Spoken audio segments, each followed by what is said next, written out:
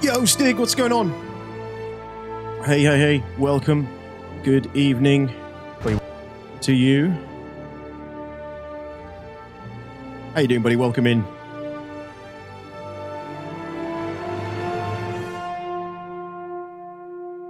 Huh. No way.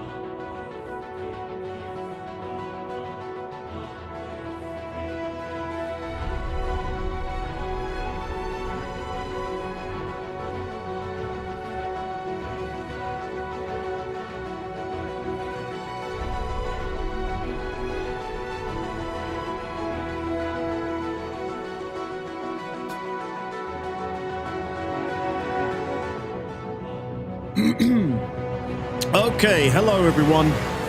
Jake, first in the chat, what's up? Well done. Elder, what's going on, Elder Lich? Welcome, how are you? Welcome in, my friend. Hello, Elder. Haven't seen you in a while, hope you're well. Clouds, what's going on? Mitt5, ahoy, welcome to you as well. Stig, I don't know, I'm kind of, I haven't touched 4.10 at all myself either.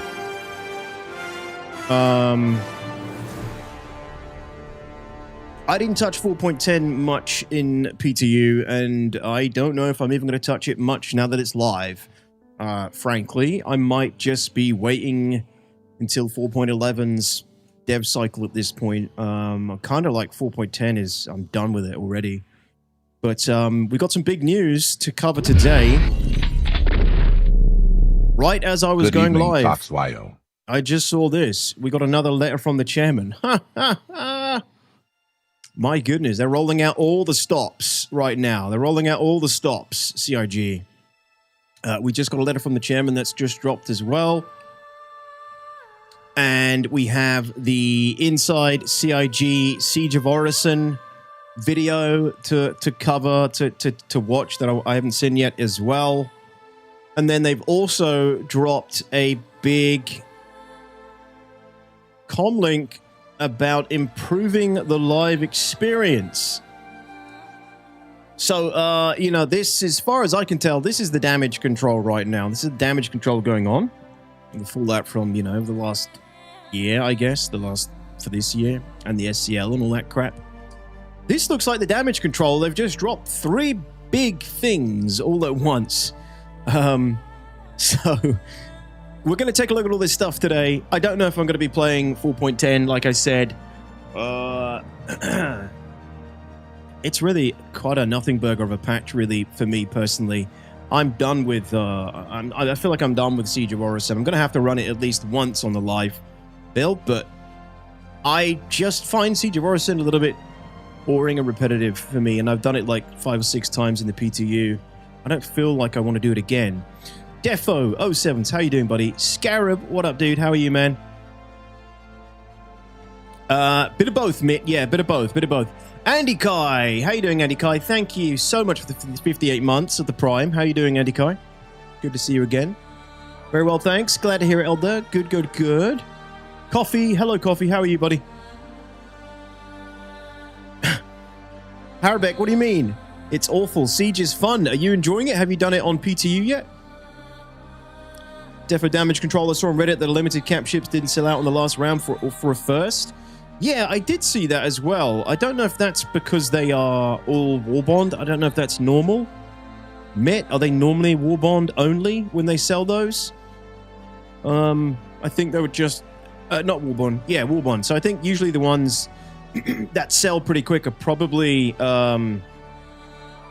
credit, right? I think they're usually the ones that have credit available as well. Maybe I'm wrong. I could be wrong. I don't go in for the sales, right? I don't really get there and join the F5 war, so... Jonathan says the video came at 1 a.m. for me. I had to stay up and watch it. Did you? Oh, what did you think? Ah, mature gamer. A mature gamer. Does such a thing exist? Is that an oxymoron? Is it a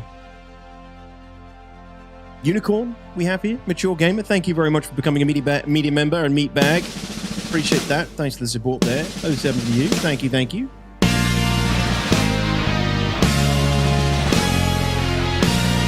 How did it go, Harbeck? Just tried to load in and my profile fully stuck, not loading on Star Citizen, Clack. Edgy, how are you doing, buddy? Looking forward to seeing your take on the video. I am looking forward to watching it. It's 35 minutes. Part of me thinks that this video was in production before the drama Wildfire, so I'm not sure how much this is particularly relevant, unless this was like, unless CIG has like a emergency video team on call to jump in and spring to action for times like this. But it seems like the timing of this, like, I don't know if this is related to everything that's happened. I gotta watch it first, but yeah, we'll see. I'm old, so yes, says Mature Gamer. Everyone who plays Star Citizen is old at this point, Mature. Sorry, not everybody. 60%. About 60%. Depends what you define as Why, old. hello there. We are definitely all mature gamers when it comes to Star Citizen, though. Oh, really, Clack? Lots of sneak peeks, some ships they're working on a show, and including one big one coming out next year. I've already seen the posts about it. The Kraken, Jonathan. Yeah, it's of least interest to me. It's like I literally couldn't be any less interested in the pictures of spaceships on CIG's computer screens. I'm far more interested in the game being a playable, fun, enjoyable experience. Released for me last night, stayed up to watch it, and honestly, I think they opened up a decent amount on development. Really, Cayman? Okay, interesting. It did drop very early for me, so for Americans, it was like, yeah, 2 a.m., I think. Coffee says, very old. I'm probably old, said Scarab. Is the letter from you, man in the chair? What's up, Scott? TRF, hello, my friend. Thank you so much for the 101 months. Much appreciated, dude. How are you doing today? Good evening, Chaos. All I can say is that, guys, my analytics when it comes to mature gamers is, and this isn't old, but I think 60% of my audience are 25 to 35. I think it's 25 to 35. Reiterate no, again sorry, that 25 to 60. every I believe aspect it of is. Star Citizen is still a work in progress. We're in alpha. Yeah, I think my analytics, and obviously most of my viewers are Star Citizens, so yeah, I think my most people who, like, the biggest audience for Star Citizen are 25 to 60 male. I think I have 0.02% female audience as well, so when I say, what's up, guys? What up, dudes? I know who I'm talking to. Crossburger, how's it going, man? Oh, sevens to you. Good to see you. You ask for too much, says Jake. Reiki, what up, dude? Sumo says, wrap it up, brother. There's a Kraken sneak peek inside if you pay attention. I had a 386DX and an Atari, so I'm pretty old. Yeah, but you gamers who lived during the golden age, I say this all the time, we're the reason Star Citizen exists, because we know what that potential looks like. All right, we've played games that were pushing the boundaries of gaming throughout the 90s, 2000s. It just stopped at like 2010 onwards, right? We've been through the ages, the glory days, the golden age of gaming. It's only gotten worse. So gaming has mostly only gotten worse. So that's why Star Citizen is so successful with our demographic, because we expect better. We know that we deserve better. Tomato, what's up, dude? I guess the letter has some squadron news. Yeah, so what do we watch first? Do we do the letter? Do we go through the letter from the chairman? Or do we go through... I think we should probably do the letter from the chairman, right? Because that's just dropped. Now... Morning, old Tux YO. I will obviously preface this with the letter from the chairman is usually a load of fluff. Usually a lot of what gets talked about in the letter from the chairman never comes to fruition. Doesn't really often have much bearing on the reality of the project or the foreseeable future. It's usually a lot of fluff, but we'll see what this one has to say and see what he has to say in this one. And I'm not just making it up and being a hater or anything. Like, there's been so many letters from the chairmans in the past that they talk about doing this and that, and those things never come to fruition. So read this with a pinch of salt. Take this with a pinch of salt. Cloud says, I know this is a hot take, but I got the game almost 4 years ago, stopped playing because of how janky it was, and now it seems night and day, but I can see how this, for being as long in development as it still is not great. Yeah, man, 100%. There's definitely been a lot of progress, Clouds. Definitely been a lot of progress. I always say that, right? If you step back and look at the project from a macro perspective, tons of shit has happened, tons of progress. But at the end of the day, if the day-to-day interactions, the gameplay moments are constantly a frustrating, demoralizing, fatiguing experience, it doesn't matter, right? Unless that is their intention. If that's their intention, I don't give a shit. Let it be. Scorched earth. As I said in my video, scorched earth, the development.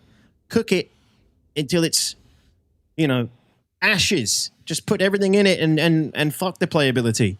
I don't care. I just want to know that that's their intention. But they want to do both, and so we have to judge them on both. I object to, Klausberger says, I object to this. There's a lot of good games out there, and there was bad games in the 2000s and 2010s. Bad games as well. Where is the next World of Warcraft? Where is the next Star Wars Galaxies? Where's the next... I feel like Theoden in Lord of the Rings. Where was Gondor where the Westfold fell? There's so many of these massive games like that they just don't do anymore. Warhammer Online, the MMO genre in particular is, what I'm referring to, I guess. Star Citizen is ultimately supposed to be an MMO, so... Really hope for a good start of Star Wars Zero Company, but looks like its performance is arse. I really haven't looked into that yet. I am curious. Interesting. Performance is struggling?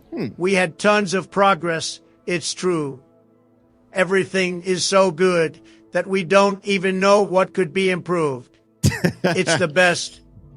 And who is even this DTOX? Sounds like makeup cleaner for 40-year-old men.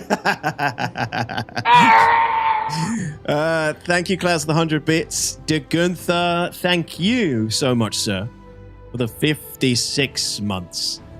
Really appreciate it, man. Welcome back. Good to see you, De Gunther. Hope you're well, man. Makeup cleaner for 40-year-old men. Bruh. DTOX's makeup cleaner line. I'll do it. I'll do it. Zero Company Performance is awesome. Playing it right now in Ultra and it looks amazing, says Dog. Yeah, Klaus, where are you getting that from? Sounds like BS. Dog just told me so. What's up, Why Dog? did there? Cross the chicken to get What? a hair. Thank you, Jake. 64 months. Yeah. Appreciate it. Appreciate it. Right, letter from the chairman has just dropped. Citizens, thank you. No, I'm not going to do the whole thing. Citizens, thank you for supporting. Thank you for playing. Thank you for your feedback. Goodbye. It has been great to see more of you play Star Citizen than ever before. Oh, here we go again. With 35,890 concurrent players at our peak this year. Ooh, numbers. Now that is exciting. What did we guess? What was our guess when we literally talked about this last week? What did I guess? I think I guessed like 5 to 10K maybe average. And then I think we literally said like maybe 25 to 50K or something peak during like the peak times. I think we guessed quite closely to this. I'm going to take that. We'll have to go through the live streams. I'm 100%, 90%, 98% sure I guessed like that number. That feels about right. Peak, and then like I'd say probably 5 to 10K max average, maybe less than that, maybe like 2.5 to 7.5K average or something. Possibly. You got to remember, like they drop big updates, right? Big patches. Tons of people play for a couple of weeks. They run through everything.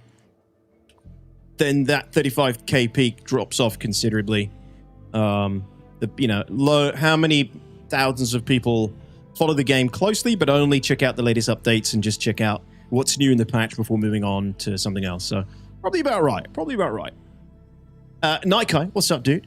Billy Bob, what's going on? We'll find out, man. We'll find out. What's up, Quackums? Having War Dogs withdrawals? I am. My War Dogs video is going to be out this evening after my stream, actually. So aiming to finish in about 2.5 hours, and then getting my video out a little bit later tonight. Good time for you American audience, but a bit late for you EU guys. But yeah, War Dogs, great fun. Looking forward to playing that again. Right, Q-Pan, what's going on? Not in a band 07s. So yeah, 35,890 concurrent players at our peak this year, and that growth goes well beyond a single peak. In the first half of 2026, we saw a 7% increase in average daily players and 11% increase in monthly active players compared to last year. Considering last year was the year of playability and content, I guess that's impressive. But 35, this was a peak this year. I mean, the year ain't over yet. This seems kind of early, but this was the peak this year, and last year was the year of playability and content. Interesting. Seeing more of you playing and spending more time in the verse has been incredibly rewarding for all of us at CIG. I know it has. We see the funding charts. Star Citizen Alpha 4.10 is an important step on the road to 1.0 because it brings area and encounter instancing to the PU with Siege of Orison. We already have a basic version of instancing in the game via player hangars, but this next iteration of instancing brings the ability to stream arbitrary areas and all the related content in on demand. A seamless connection to the main shared universe, along with dynamic server loading. Instancing in 4.10 is the first use case of dynamic server meshing in Star Citizen. I mean, Benoit has just put a post up saying that they're treating instances in the way that I originally expected them to work, right? They're basically using their own I don't want to paraphrase or put words in the mouth, but basically like using their own DGS now, I think, in 4.10. So they should be consistently better, and they should be playing and behaving in a way that I expected them to behave the first time they arrived. It's so weird. I need to reread that message from Benoit, but they're basically doing something with instancing now, so it should be better than it was on PTU. Up until now, each universe shard has a set number of servers, each allocated to different areas. Oh, here we go. Called territories internally. Yeah. Territories is the first time we've heard this. Each universe shard has a set number of servers, so each shard has 10 DGSs inside it. Each allocated to different areas, called territories. Okay. So Microtech and everything on Microtech is a territory and has a server looking over it. But if too many people flock to Microtech, the static system doesn't have the ability to spin up additional servers to split the simulation load, and the singular server in charge of the Microtech territory starts to run slower and slower, which results in degraded player experience. With dynamic meshing, we will spin up additional servers as the simulation load demands, subdividing the territories into smaller ones, which we don't have yet. When instances are created, we monitor server load, and when we hit a specified maximum load ratio, we will spin up additional servers to manage the additional instances dynamically. Yeah, so that's the interesting part and the good part about how they're doing instances differently in 4.10. This is what I was saying from the beginning, that the instances, we're not going to feel any benefit from them until they start doing this. Until they're actually using servers, isolated servers to manage the load. So it's good that they're doing this now. The networking team calls this quasi-dynamic server meshing because we are not yet subdividing territories in the persistent universe, but it is the first case of us spinning up and down servers dynamically based on load, and required us to create a lot of the services that you need for full dynamic meshing in the persistent universe. While a lot of other MMOs have instancing, they don't have the specific kind of instancing we do that needs to seamlessly interact with a fully dynamic, meshed, shared, persistent universe, which up the complexity level of the technology significantly. I'm happy to report that with your help testing Siege, the instancing is finally performing well. It took us longer to get there than we thought, but like a lot of things in SC, it turned out to have more complexities and edge cases than we expected. I haven't played it on live yet. How are you guys finding it on live?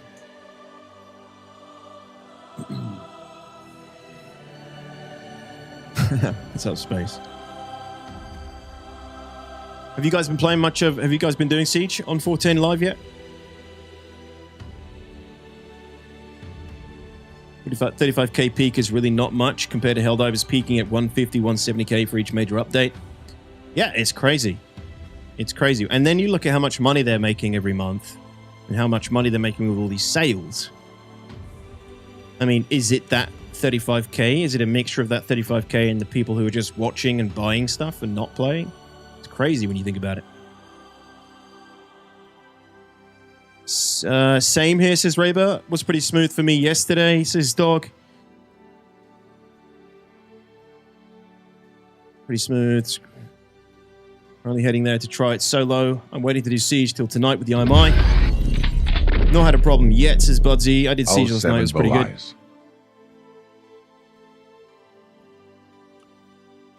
Okay. Cool. Hey, Ras, thank you so much. What's going on? Thanks for the Prime sub. 5 months. Welcome back. Copians are terrifying now for some reason. Are they? They're actually working? They're actually running up to and reacting and everything? Good. Atticus says, I tried it last night. It was pretty smooth with no issues besides the mission markers not working. Oh, you're kidding me. Really? That's not good enough.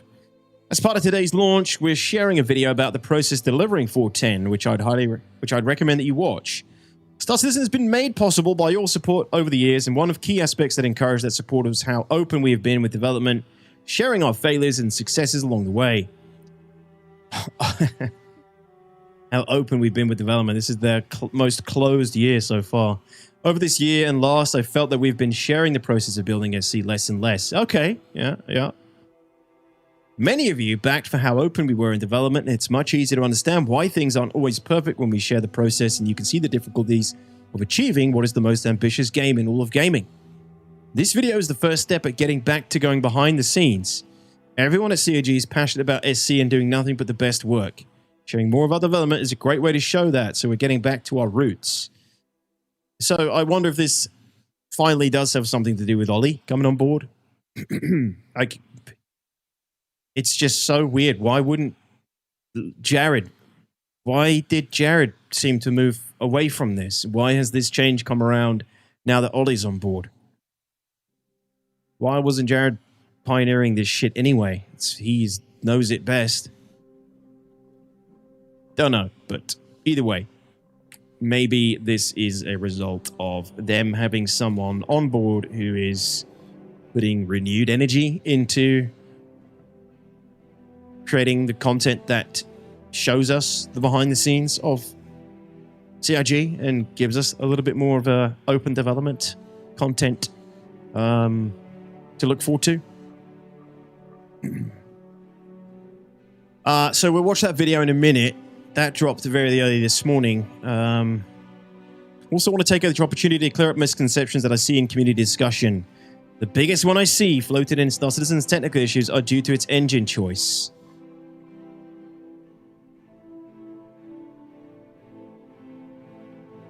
Star Engine is our engine, which originally started as a branch from CryEngine 3. Since October of 2015, we stopped taking updates and have just been refactoring and adding to the code base to the extent that there is almost nothing left of the original engine. The Entity System, Renderer, which has hardware-assisted ray tracing, global illumination now for Squadron 42, GPU particle system, DNA and facial animation system, audio system, UI system, network replication system, physics, and all our gameplay systems are entirely new and bespoke to Star Citizen and Squadron 42. Yeah. In addition to that, a game engine is only a small part of the code and systems you need to run a massive multiplayer game like Star Citizen. We have dozens of distributed online services that run in the cloud, connected to multiple back-end databases that all have to be managed as one big synchronistic system. The switch from CryEngine to Lumberyard was for Amazon, which is where we ran our servers and platform for many years. Lumberyard started as a full branch of the same CryEngine branch we were based off, so we could switch to it with known changes on the core engine side, as Amazon had brought out the rights to that version of CryEngine. Amazon heavily modified CryEngine over the years, which is what people know as the Lumberyard engine, and there was good work in there, but we never took any of this as our tech roadmap has always specifically been for the needs of Star Citizen and Squadron 42. In 2020, we came to the agreement with Crytek that gave us a perpetual license for the branch of CryEngine. We were on for all our current and future games. Giving us full control over the use of Star Engine going forward, which you can appreciate is important due to the investments we've made into our tech. There is no game engine that can do everything we can do in Star Citizen. There is also no game that can do everything we can do at the scale and fidelity we do it. Yeah. We know. We know, Chris. It just needs to be better at doing those things. It needs to do those things better, please. Yeah, we know that that's why we're all still here hanging on by a thread. That's because it is crazy complex and demanding set of requirements to operate with the detail we do in a seamless first-person viewpoint in a universe that you can go to any corner and explore.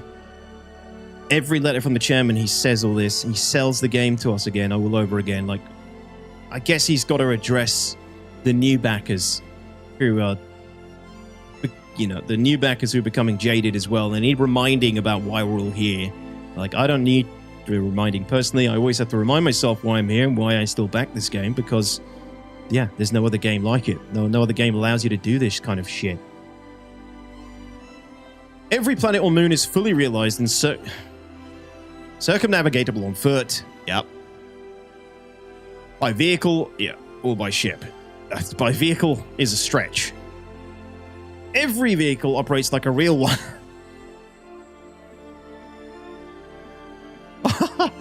Really, Chris? Really? A complex set of different components that enable your ship to fly and sustain you. Components you can physically interact with. True. That can break or be damaged, that you can repair or replace. You can fluidly go from foot into a ground vehicle into spaceship, take off, fly to a moon or spaceship you can see from the ground, all while being able to fully move around that ship, which in some cases is the size of a whole game level in most FPS games. Land, get out and explore that planet. All seamlessly with no loading screens or delays. Yeah.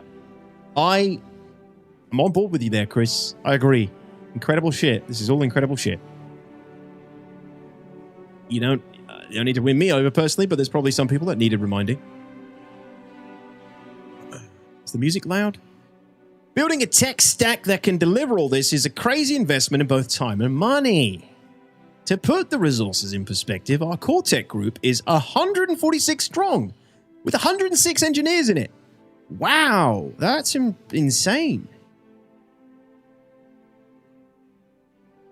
I didn't know there was that many. Did you guys?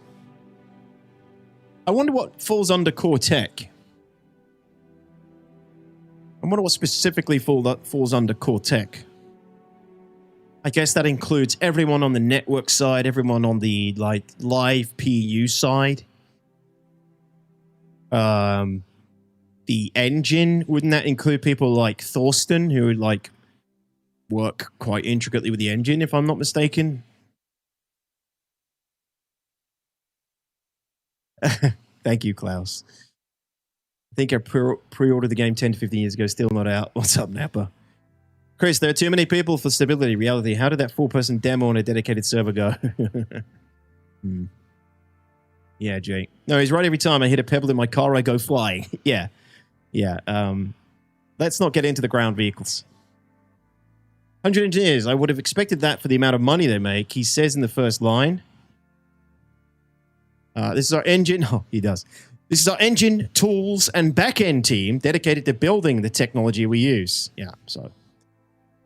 We're very lucky to be afforded the time and money to invest in creating tech that enables Star Engine. Most developers don't have the resources to do this, which is why you see people licensing Unreal or Unity, as well as building games with smaller scopes. There was a lot of headlines about Star Citizen passing the $1 billion raise threshold earlier this year, but the reality is building something like we are requires funding at this level. The reality is, it's nothing. We need double that. Reality is, $1 billion is chump change to us. Give us more. Did you notice they didn't mention anything about hitting the $1 billion mark either, which is wild. Crazy. I don't think there was anything about it. When they crossed the $1 billion mark, I don't think there was a post or anything, was there? Rockstar, who are the main developer for GTA 6, has spent over $2 billion in staff and office costs in the UK from 2019 to the end of 2025. He's going for it, guys. I know this because, like CIG UK Limited, Rockstar Games Limited has to publish financials on company.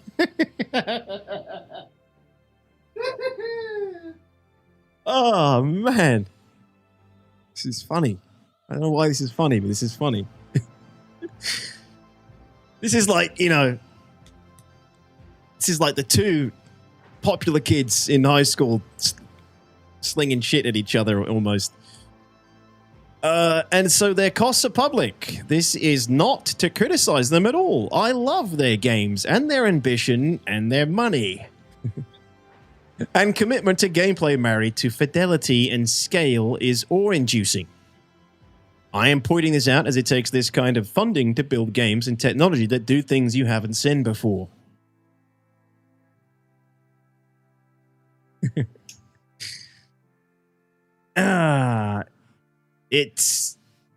dude, you can go through any of the previous letter from the chairmans. This is it's the similar kind of spiel. Like, it's a bit patronizing to me and people who've been here for so long. I feel like at this point, maybe this is more relevant to you guys, some of you guys who are new. In which case, I'm not going to pick this I'm not going to be too picky about this. But to me, it's like, yeah, game development is hard. We get it. Yeah, more money is needed. I get it. Right, games of scale require lots of money. Rockstar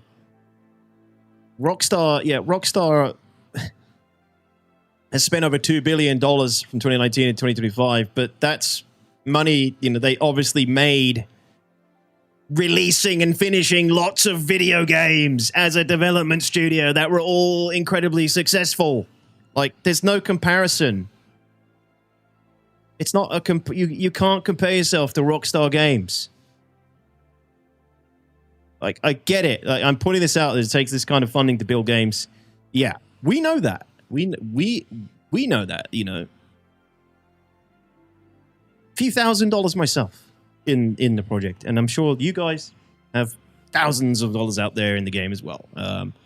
And yeah, we get it. We want the game to succeed. We love the vision.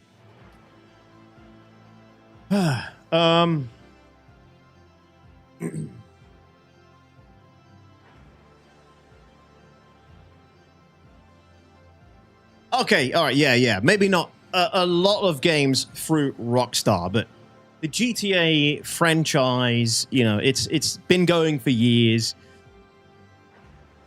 GTA 5 was highly successful. Every GTA has been highly successful, right? They're all massive household name video games. TRF. Chris only got $1 billion. Rockstar got $2 billion. What this tells us is the cost of solid gold yachts has gone up, and Chris is short of his target. What's up, Flack? Yeah, I mean, we're probably going to hit $2 billion before Star Citizen is done. Who knows?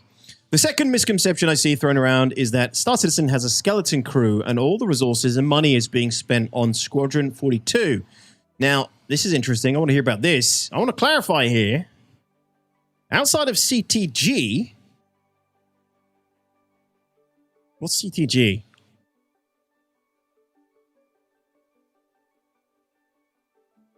CTG?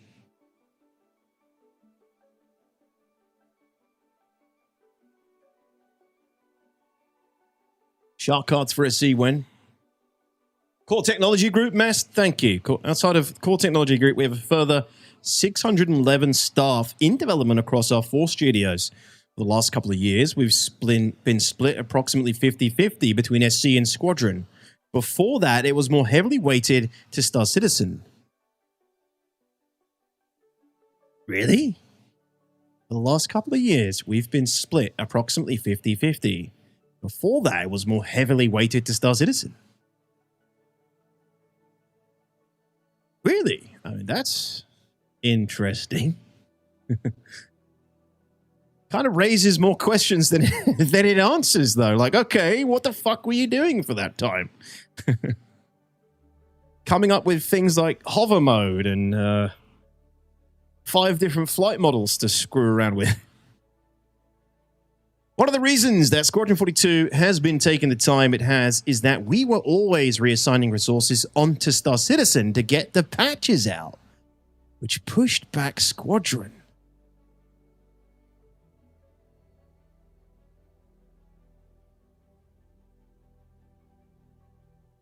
It's got to be like one very small reason. We're talking 2016 here, Chris. Answer the call, 2016. Ring any bells, Chris? In fact, after our 2023 CitizenCon in LA, where we showed off a lot of the functionality we were working on for Squadron, the majority of the gameplay engineering team spent a large part of 2024 bringing a lot of the features into Star Citizen at the expense of Squadron.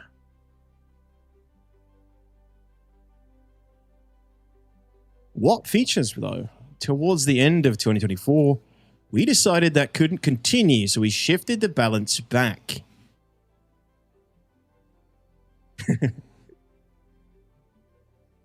This is and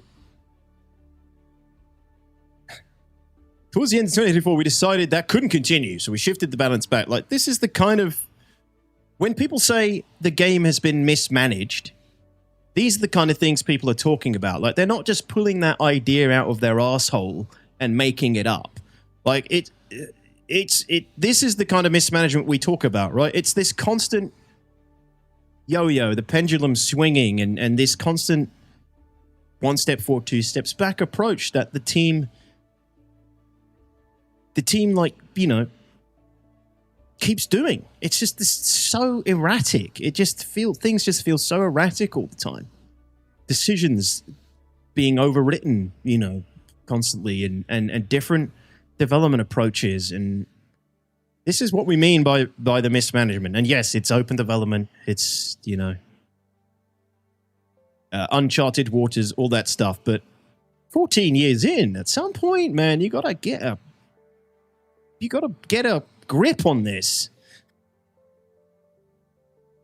In these final months of Squadron 42, that split is now 55% to 45% in Squadron's favor.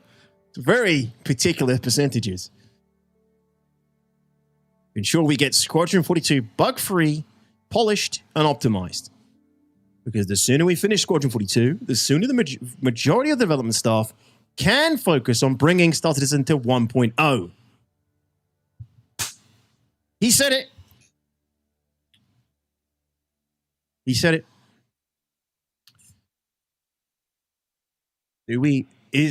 I really hope you stick to that, Chris. I really hope this... I really hope that's true. It'd be really nice to see. You know, if Squadron 42 is a roaring success and you need to make part 2, do it in 2 or 3 years from now. This needs to be done properly and done properly from the beginning. In the meantime, yeah, put everyone off on Squadron, on Star Citizen to 1.0. I agree. If Squadron 42 flops, though, and it doesn't succeed and doesn't bring in, you know, as much money as a quarter brings in for Star Citizen, then start another Kickstarter, Chris, because I ain't paying for it anymore. Having to split time and resources between two hugely ambitious projects is very difficult.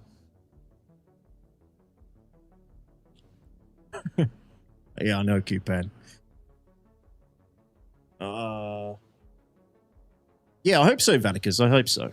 Especially with both games being completely different and having very different requirements, yet using the same engine, tying them together. It just seems like a terrible idea that Squadron 42 exists.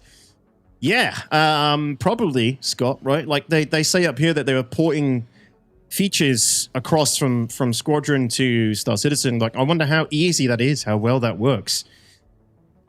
I wonder how hard it is to make features for both games. One needs to work in a single-player environment, the other one needs to work in a multiplayer environment. I mean, we already know, like, the flight model is going to be different for Squadron to the one we get in Star Citizen, and that is literally one of the most, if not the core feature of Star Citizen. And we're 14 years in, and we're about to get a whole new one again. So, you know. Yeah, it's crazy.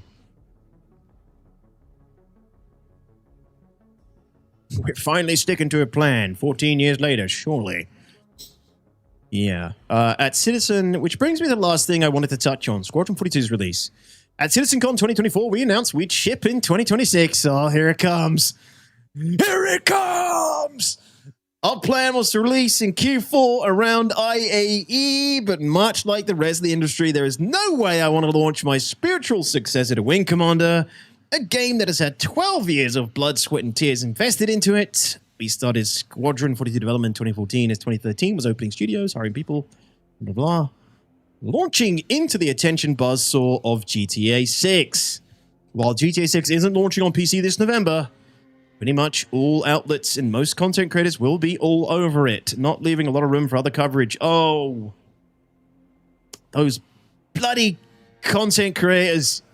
What's wrong, Chris? You don't believe in my ability to make a single Squadron 42 video to give you the coverage you desire? I'll do my best. I'll do my best with it, Chris, but You're right. I probably can't contend with 10,000 GTA 6 videos.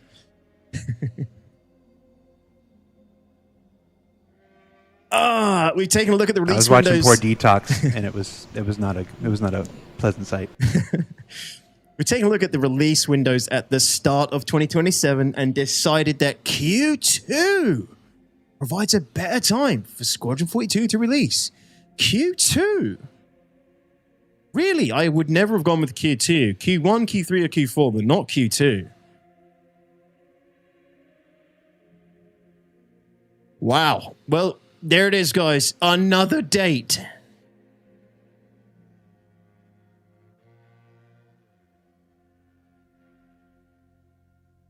Exactly, Landon. It's a good point. After 10,000 GTA vids, we would be hungry for anything else. Q2. What do you guys think about a Q2 then? I mean, that's summer, basically. When people are on holiday, people don't want to sit inside sweating balls playing a game's engine that cooks their PC to 90 degrees C. Traditionally, people don't really spend money on video games in Q2.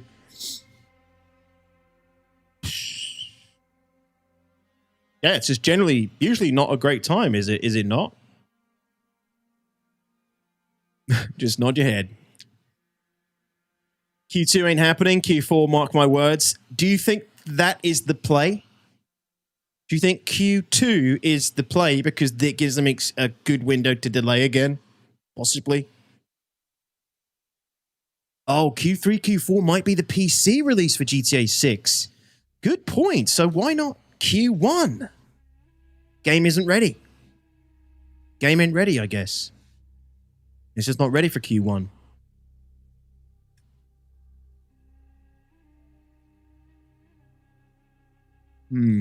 Not sure why they aren't doing late Q1. Same.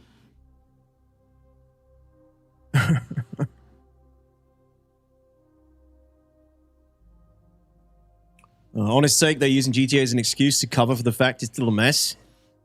It just needs more time again.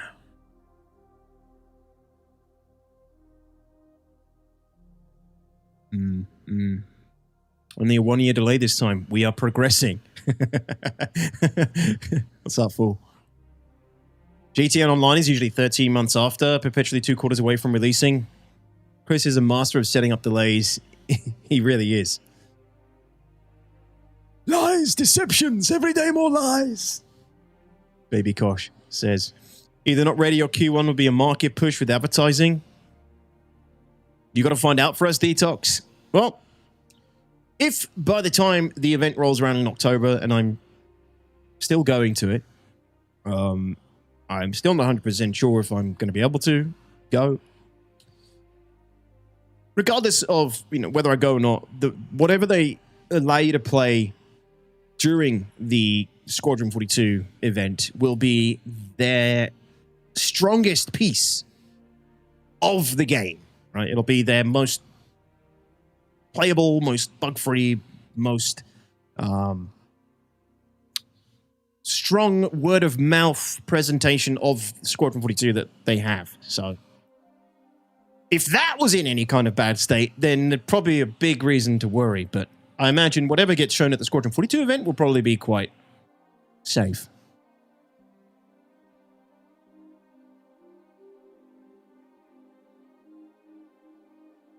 Telling you, Q2 is the DEF CON Invictus window, one of the absolute best times for CIG financially.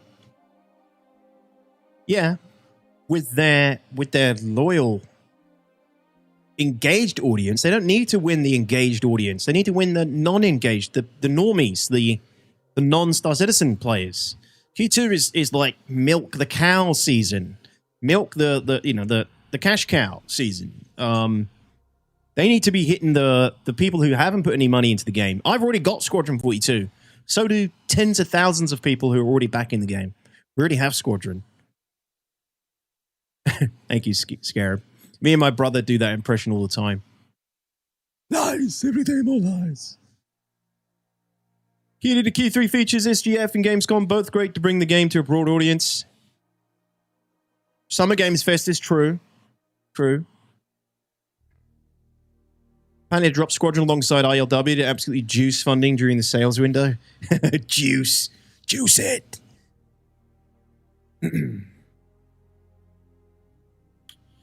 I mean, that's a long, debatable discussion, Rogue, but yeah, maybe not.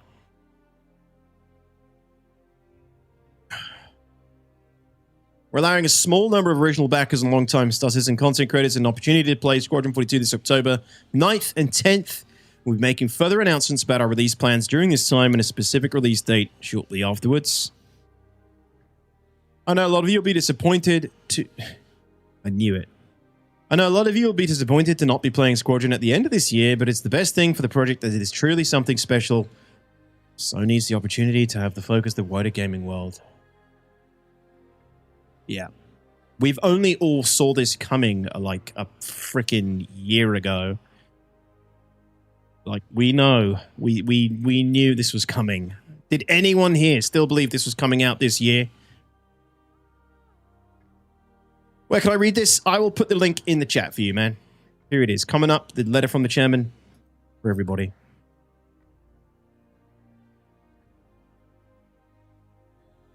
How many people are realistically waiting for this game eagerly? Don't majority of people want Star Citizen development? Yes, they do. Yeah. Deagle did? Deagle probably did. Yeah.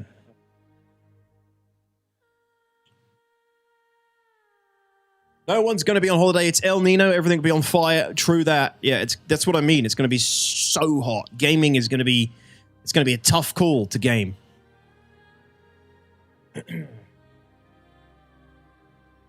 I believed because a fairy told me it was true just before Santa came, says Langdon. In summer, no less, because you're from Australia, Langdon. I want to wrap this up by thanking all of you for your support. I've seen a few people question why there wasn't a letter from the chairman at the 1 billion crowdfunding milestone. And honestly, I was getting freaking lit. I felt like it shouldn't be about the money, as Star Citizen Squadron 42 are much more than a financial headline. You can see from the voluntary financials we publish, we invest all the money we raise back into the development of these two games. I think people just forgot. Like,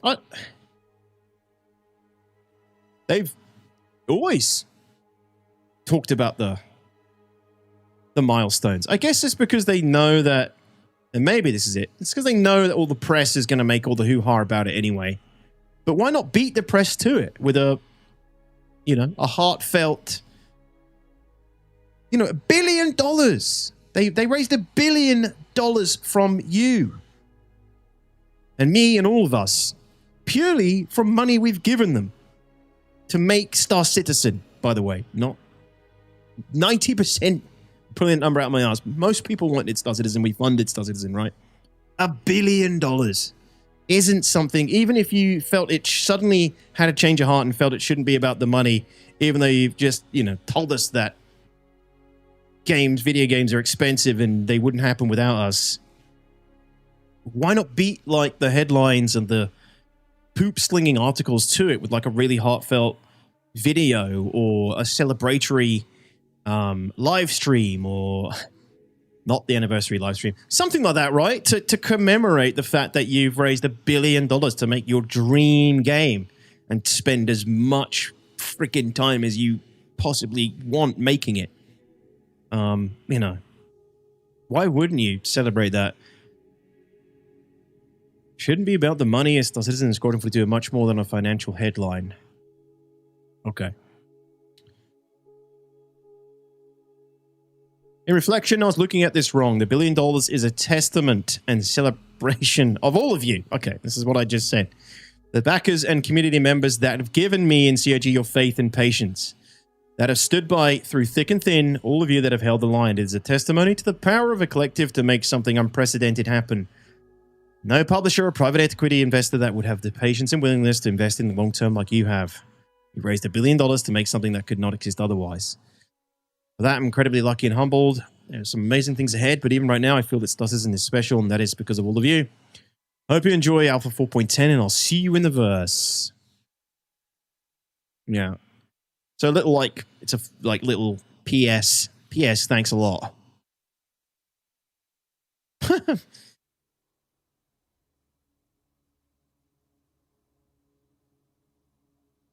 Yeah, neural.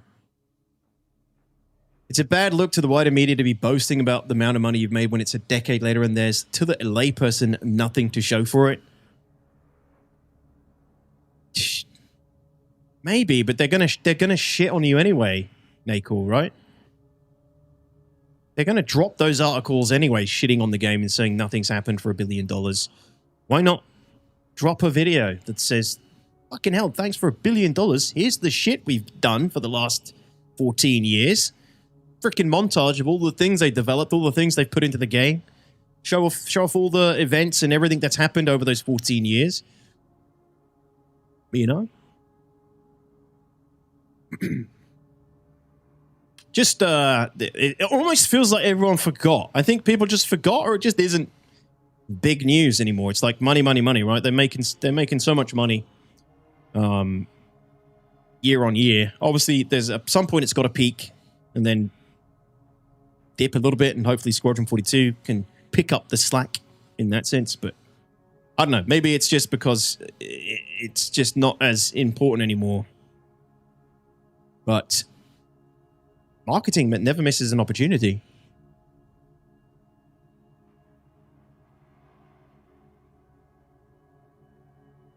Schmiegel.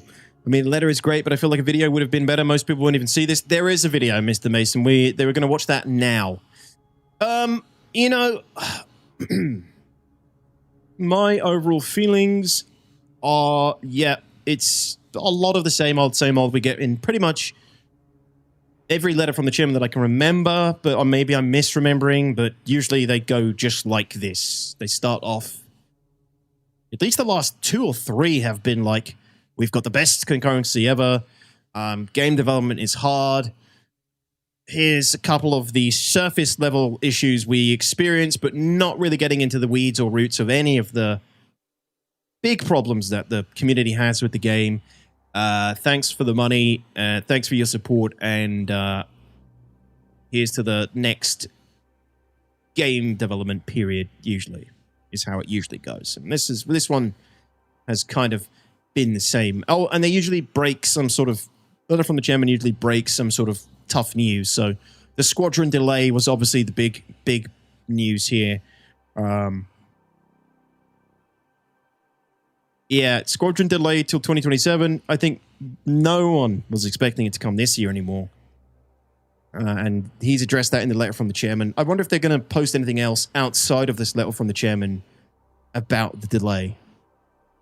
I wonder if they've got any other like featurettes or videos planned covering this.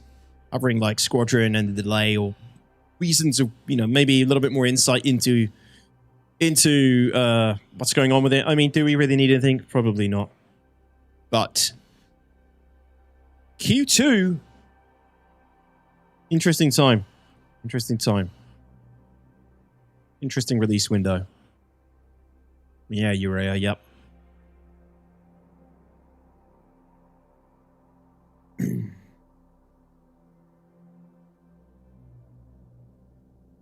Yeah, I'm with you there, Portland. The real Squadron are the friends we 30k'd with along the way, Vapor. I think after shaming all over the news and social media, their PR people realized they ignored the backers for too long. I read their letter and statement recently. Still love the game, but the core issues need to be fixed. Yeah, they got a ton of I don't think they've ever had this much like mainstream pickup since maybe, to be honest, probably since 2023 when they released Star Engine and they did their big sitcom presentation. Loads of people picked up Stutters then and really got on board with the game. That was the last time I think I really saw a game going mainstream. And then the last time it went mainstream was, yes, it was the live stream and, yeah, basically the climax of a lot of discontent with the game.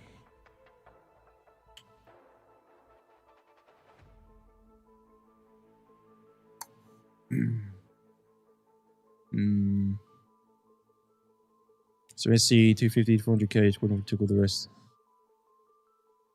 I don't know what you mean, Sakata.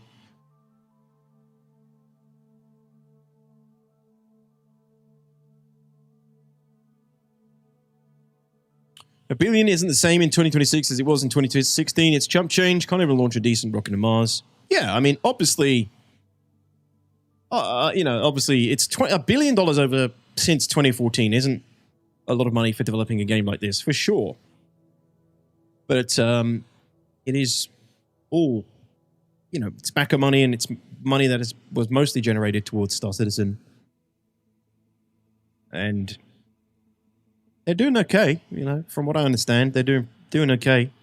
Jared hinting at them doing their best to release this year also hinted at it. They probably just decided to give a formal announcement in the letter from the chairman. GTA's release date was known since November 2025. Yeah, definitely Jared was kind of like, I think we all got a little bit more of confirmation with Jared's comments about aiming for, it's obvious. But yeah, that's that. That's the letter from the chairman. Hey, Vince. Jag says, generally don't care anymore. Too little, too late. I'm ready for Squadron to get out the gate so SC can actually get the funding. Well, let's hope he sticks to that. Let's hope let's hope that is true. Let's hope they really do pull everybody off Squadron when it's finished and push them on SC until 1.0. That would be great. If it's, 55% he's saying of the studios dedicated to Squadron now? 45% running on Star Citizen at the moment? I'd love to see what happens. And or how things potentially change when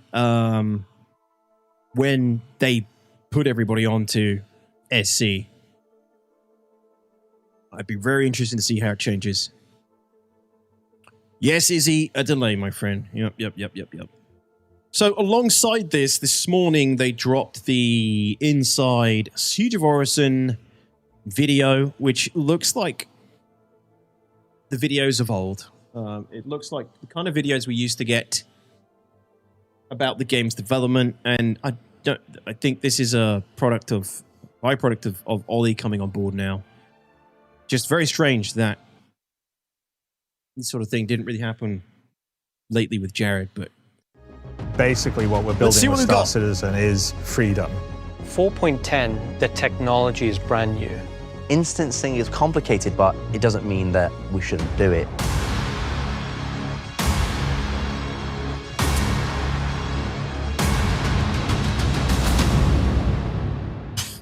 Oh, shit.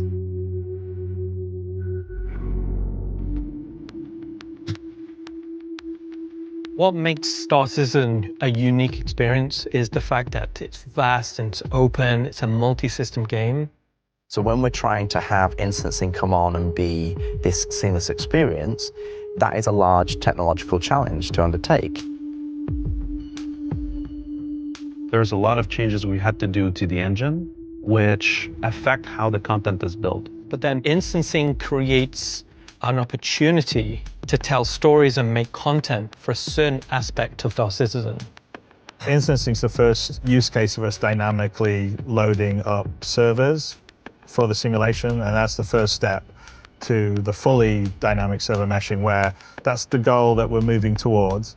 In terms of how 4.10 compares to other releases, the learning and the understanding of how that technology will work within our universe has been the challenge.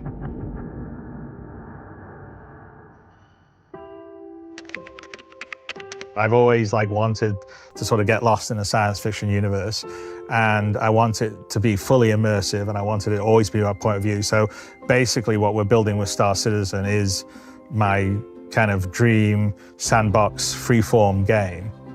There's still obviously quite a few things to be finished off, but it's complicated, especially because we're building this huge sort of kind of connected world that has many, not just multiple servers to handle the simulation, but it also has multiple services to handle various things, like whether it's your wallet or missions also has a service, and there's a whole bunch of the economy will have a service, and so you have a lot of interconnected systems that are all sort of working together, and a lot of the times or not the issues together that we see are because of that complexity. And the rising challenge on Star Citizen is because the game has actually become more performant and has become more stable, and it's more persistent. and more people are playing it now than have played it ever. So every year we have more people join and more people play, and our concurrency gets higher and higher. And one of the things is you've just got a large group of people, and then when some things aren't working quite as well as they are, it can get frustrating, especially when you're sort of in for a longer term. But that is absolutely something that we're very focused on fixing and improving. One of the reasons why we're showing sort of those bloody players, those pesky backers and wanting to play our game, slowing down our development. All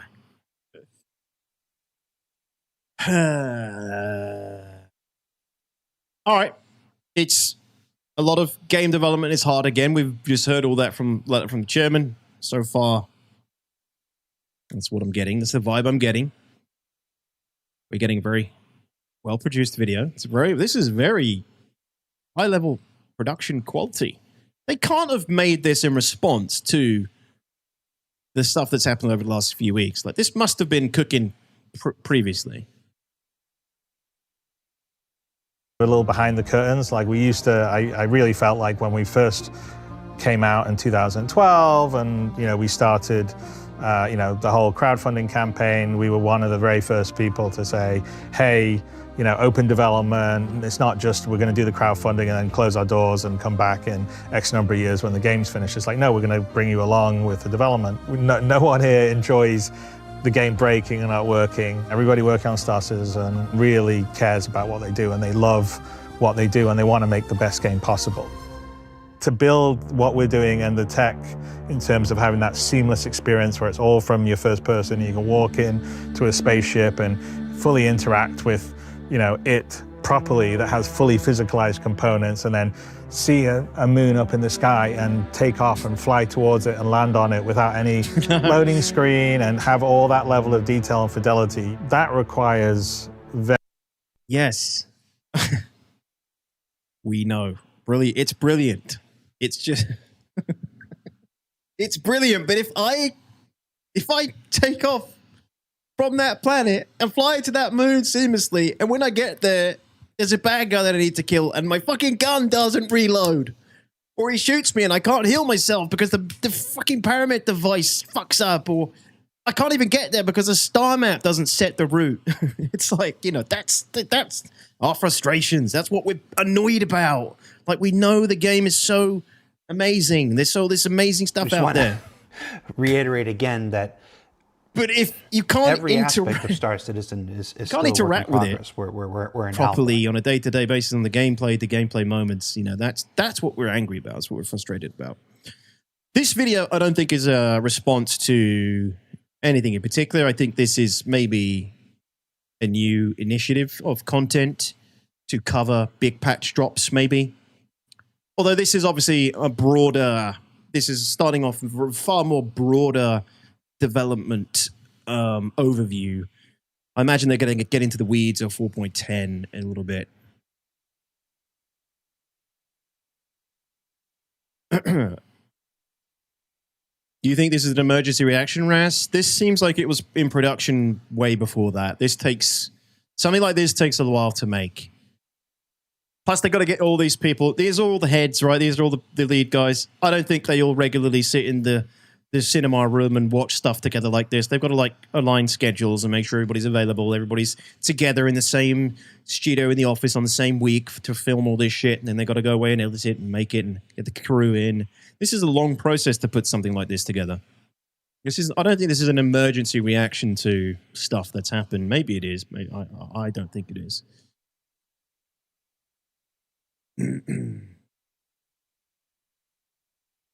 Feels like it's gone back to classic Chris issues. They're focused on the excessive detail and they haven't nailed the foundation quite yet. Yeah, but the point is the foundation is still, the foundation is what breaks the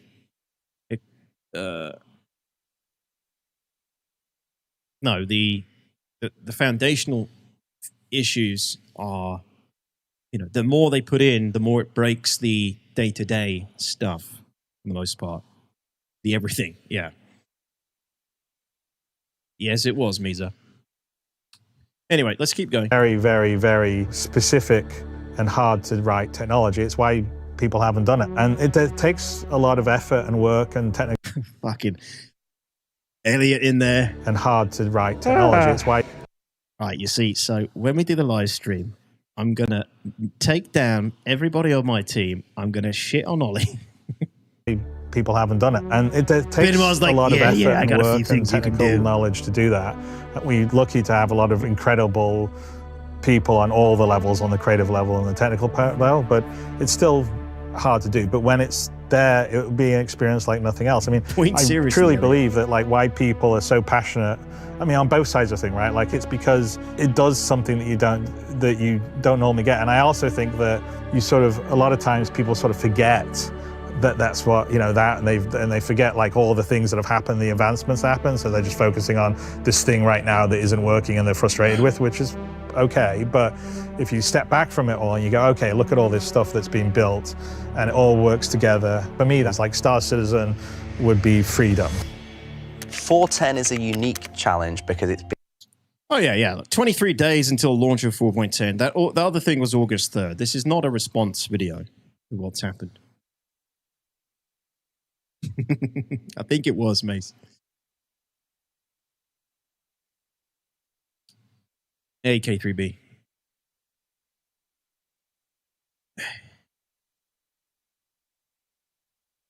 Yeah, so this, I don't think you'd have Chris saying... Truly believe that like why people are so passionate that isn't working and they're frustrated with, which is okay. But if you step back from it all and you go, okay, look at all this stuff that's been built and it all works together. For me, that's like Star Citizen. And it all works together.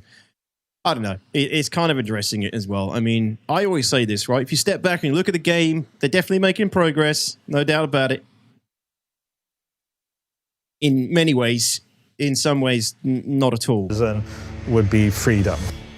4.10 is a unique challenge because it's been tied with technology and flagship content. Instancing is complicated not necessarily because we're trying to reinvent what instancing is. It's to implement instancing into the Star Citizen codebase and the game that we've made. And in any large technological challenge, the challenge there is trying to make sure that we're covering all of the broad elements that it's exposed to.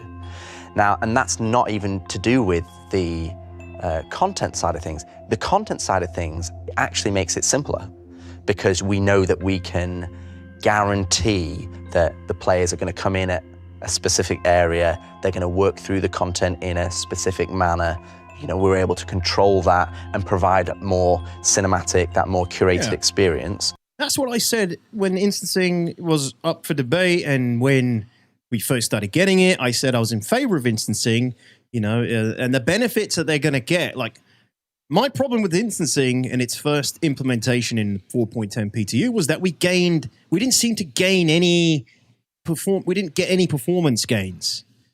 What we did gain was what Richard Tyra just said. Yeah, I can guarantee when I go and do Siege of Orison now, I'm going to do it from start to finish, from A to B to C, right? I know for the most part that it's that mission sequence is going to work. I'm not going to get there and there's a bunch of goobers halfway through the mission, I don't know, having a freaking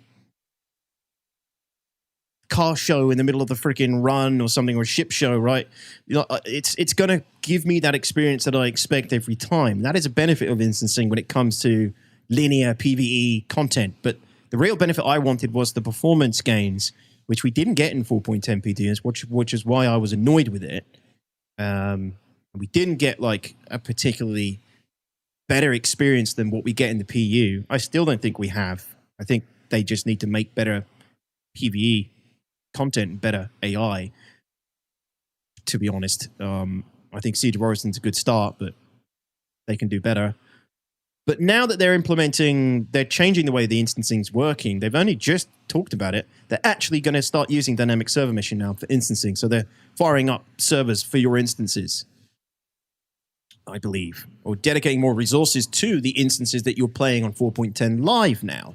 So they should be running better, which is good. But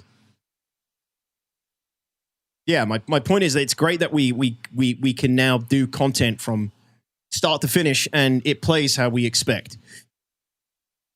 But we need those performance gains, and we should be getting those in 4.10 now, on live at least. You You haven't played a lot then? Me, Chris? I haven't played Star Citizen a lot?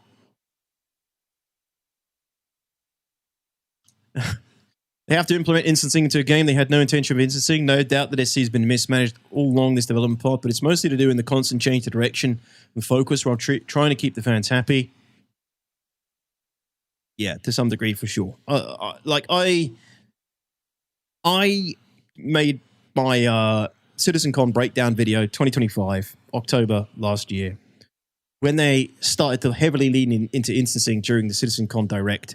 I raised the question as maybe they are admitting that dynamic server meshing is suffering, or they're not getting what they wanted out of dynamic server meshing. But at the same time, Star Citizen can make some potentially really cool PvE content that simply doesn't work in an open world, and it goes to shit when you have it in an open world.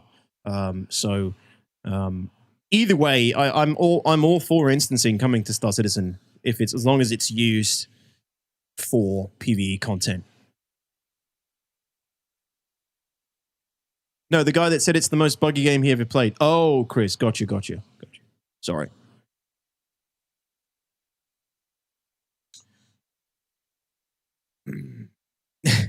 Guaranteed to finish unless, of course, the keycards don't spawn on the bosses. Yeah, exactly. Those kind of problems. I don't know if that's still happening, but I'm 51. They better release 1.0 while I still have reflexes to PvP and light fighters. What's up, Spidjaw?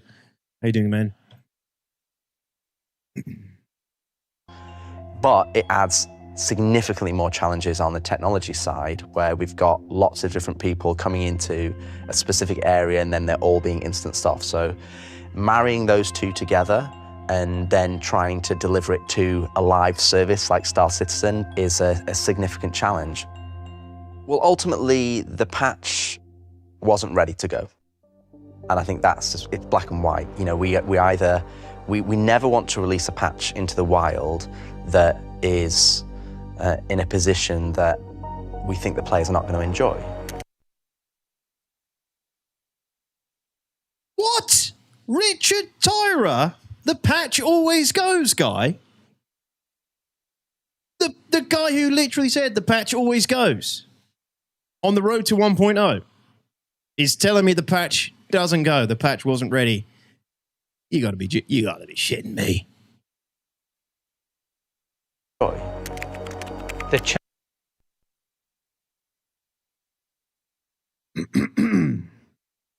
Where is that live? Where the hell is that?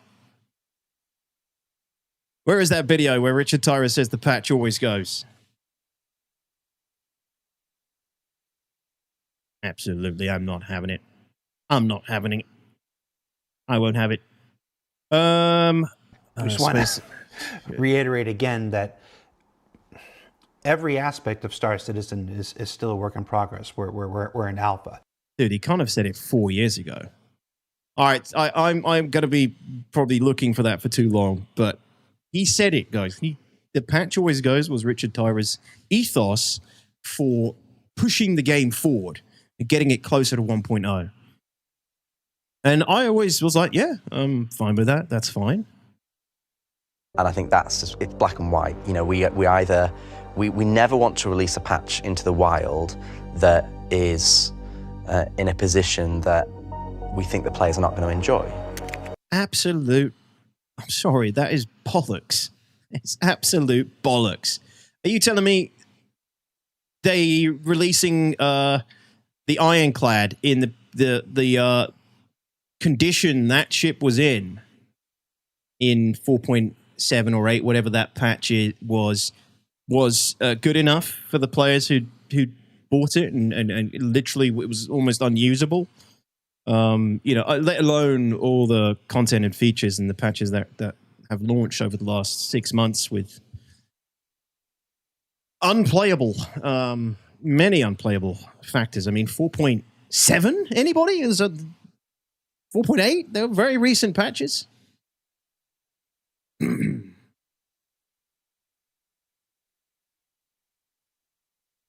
Anyway.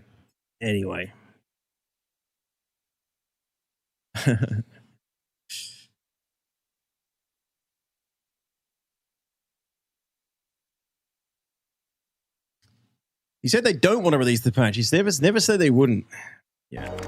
The challenge of instancing has been an experience for all involved. But throughout that process, the core methodology has been, how do we create... Just for the record, I am completely on board with scorched earth development, right? Just push everything forward, no matter what. Get the features in, get the alpha out of the way, so we can get to the beta quicker. But whatever. The best experience we can as we're developing this new technology, and that's always been the kind of like the guiding light that's seen us through. We develop an experience that we feel like would be tailored best to the instancing. And as that technology develops and as we test it, we course correct and we try and make great decisions to improve the gameplay as we go. The teams on SC are just fundamentally super fans, right? They want it to be great, but it is a difficult project, right? Also the fact that we're shipping patches, like it starts from there, right? Like what we're in right now, every issue is rising up in priority. The turnaround time becomes hours, not weeks or sprints. That causes frustrations, but you know, this is a bit of the DNA of the project, is to build the AAA game in the open. Many other MMOs have instancing already, and this is essentially our take on it. To do that, we have built a reimagined version of Siege of Orison, which was designed from the ground up to be more fireteam-sized cooperative experience, narratively driven, much more curated experience than the old Siege was. So on the original Siege, it was very much an open world gameplay activity. Now this came with a lot of merits. It certainly felt like a Star Citizen experience. You could play with a lot of people, you saw a lot of other people, but it also came with a bit of chaos and a bit of unpredictability. So with instancing, we was allowed the opportunity to fix a few of those problems and then also increase the production value and integrate things that we've wanted to do in story design and mission design since the original. Even though you're in a separate instance from others, you're still in the overall game world. So what that means is the time of day is still the same time of day. Sometimes it might be daytime, sometimes it might be nighttime, but probably what will happen is if it starts at nighttime, it will become daytime, which is really cool because you feel that progression of time.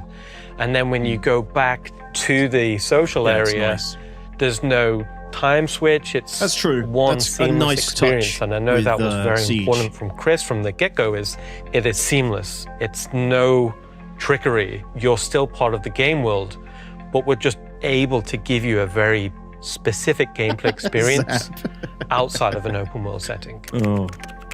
For me, Star Citizen should be like this wide, big open church for everyone. So it doesn't, like, you don't have to experience. Should be like 20 days until launch for 4.10. Bloody hell, it's 4.10. It's such a small patch, ultimately. Am I missing something? 4.10, I guess this is all about Siege. It's fair. Very dramatic. This wide, big open church for everyone. So it doesn't, like, you don't have to be a PvP player, you don't have to be a PvE player. I mean, if you want to be mining or salvaging or ultimately farming or just hanging out, great. You should be able to do all those things and not be forced in any one thing. And there should be opportunities for players to do both those things without being forced into the other thing. So, like, for instance, the instancing is a good way for someone that wants to engage in PvE content to not be forced to do PvP content. And there'll be some other areas where we'll set up that are not instance, and that will be more like, okay, that's PvP. Like, so contested zones or something would be more like, okay, there could be cool loot in here, but there may be other players that can be getting in your way or shooting you or fighting you or whatever.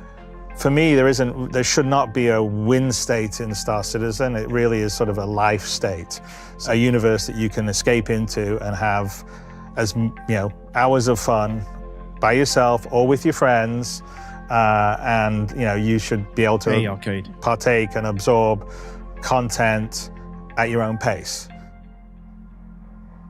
So every patch comes with what I'd call a live... I don't disagree with Chris. I don't disagree with what Chris says there.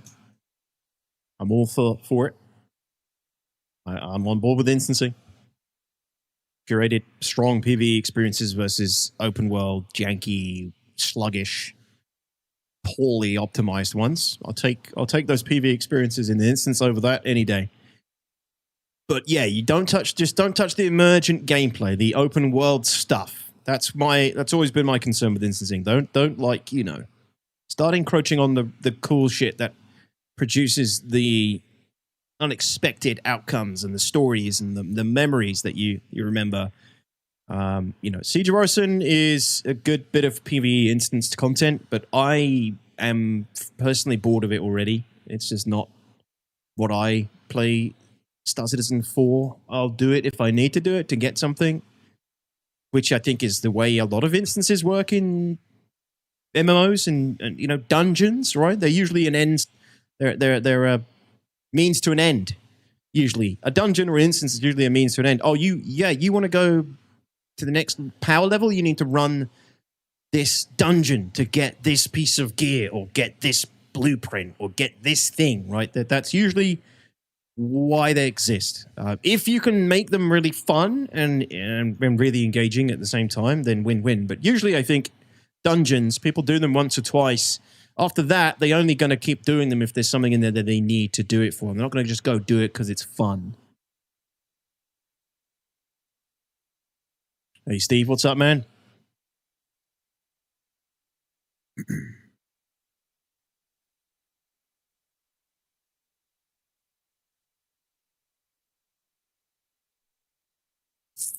So they're putting the effort in game dev.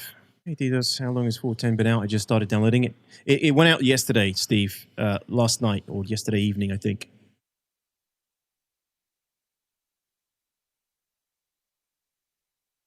Live support cost.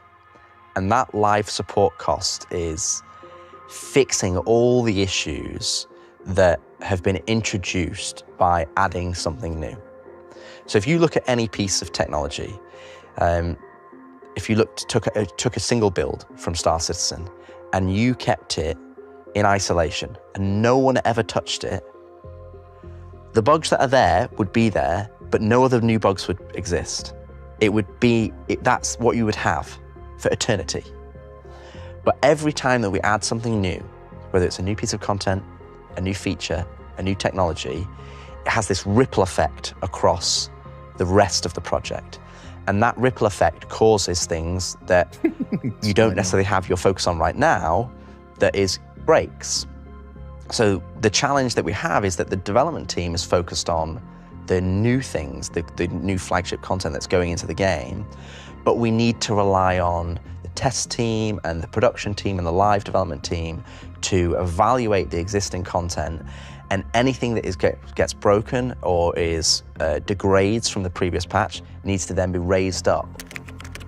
As we start to scale test the instancing technology and the content with it, we find a lot of issues that were difficult to predict in internal testing. I am the SC Dev QA coordinator. We provide information from players, from playing the game or testing the game, to the developers. One of the main jobs we do is that we will take that information that comes from the issue council, and then we try to add as much context onto that, as much sort of detailed debug or code-based stuff that we can then hand it over to the devs and say, hey, this is what the players are seeing, and here's hopefully everything you need.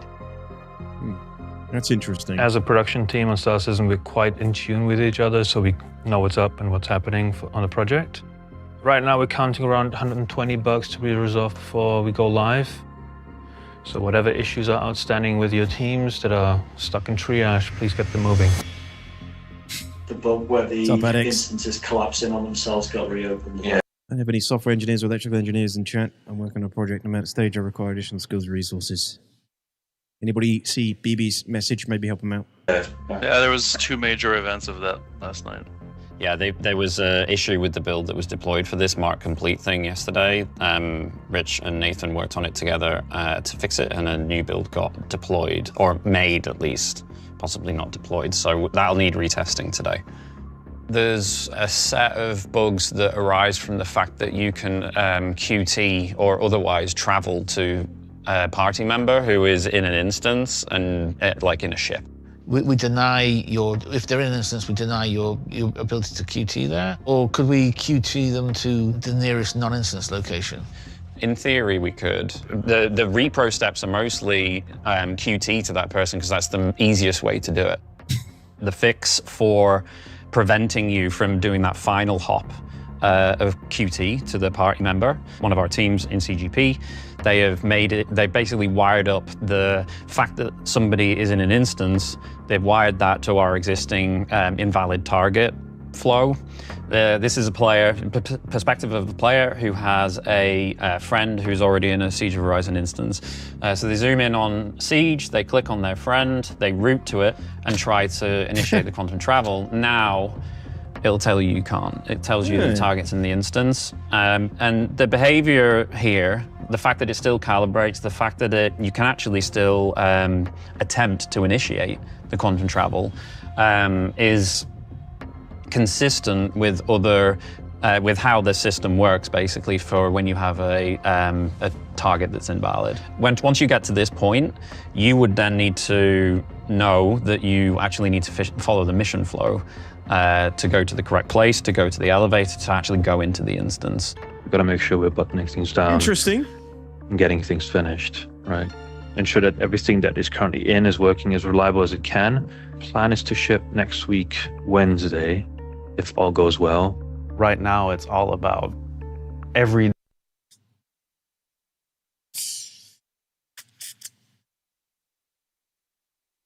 Yeah, keypad.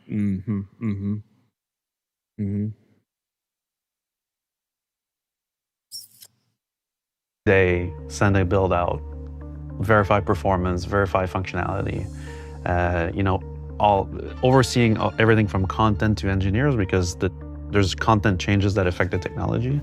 And so it's just a constant train of verification. I tend in these big features push to just be with the backers on Spectrum to talk about what their experience so that we can prioritize directly. Live development comes with the advantages of live feedback. I read feedback.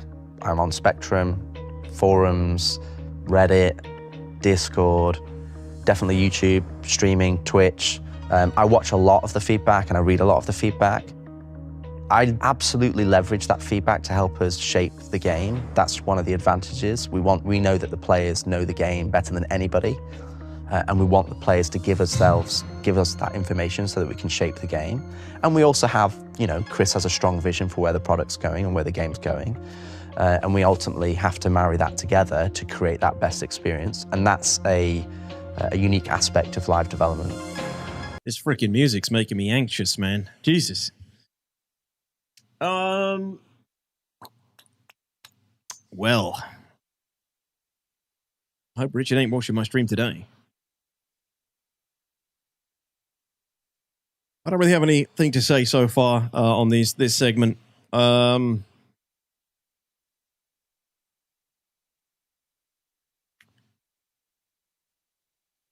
It's business as usual. I think this kind of video and this part so far. Game development's hard. We're working that kind of stuff. I don't think there's anything particularly groundbreaking in this little bit. We've obviously got quite a bit left, so I'm looking forward to seeing the rest of the video. It's a very well-made video so far. Definitely a long time in the making.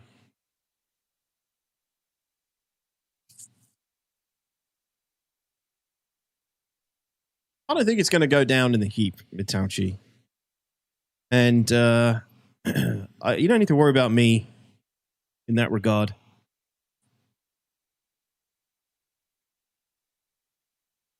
Maybe some other creators, but not me. Seems to be a lot of thank you, Captain Obvious statements throughout the video.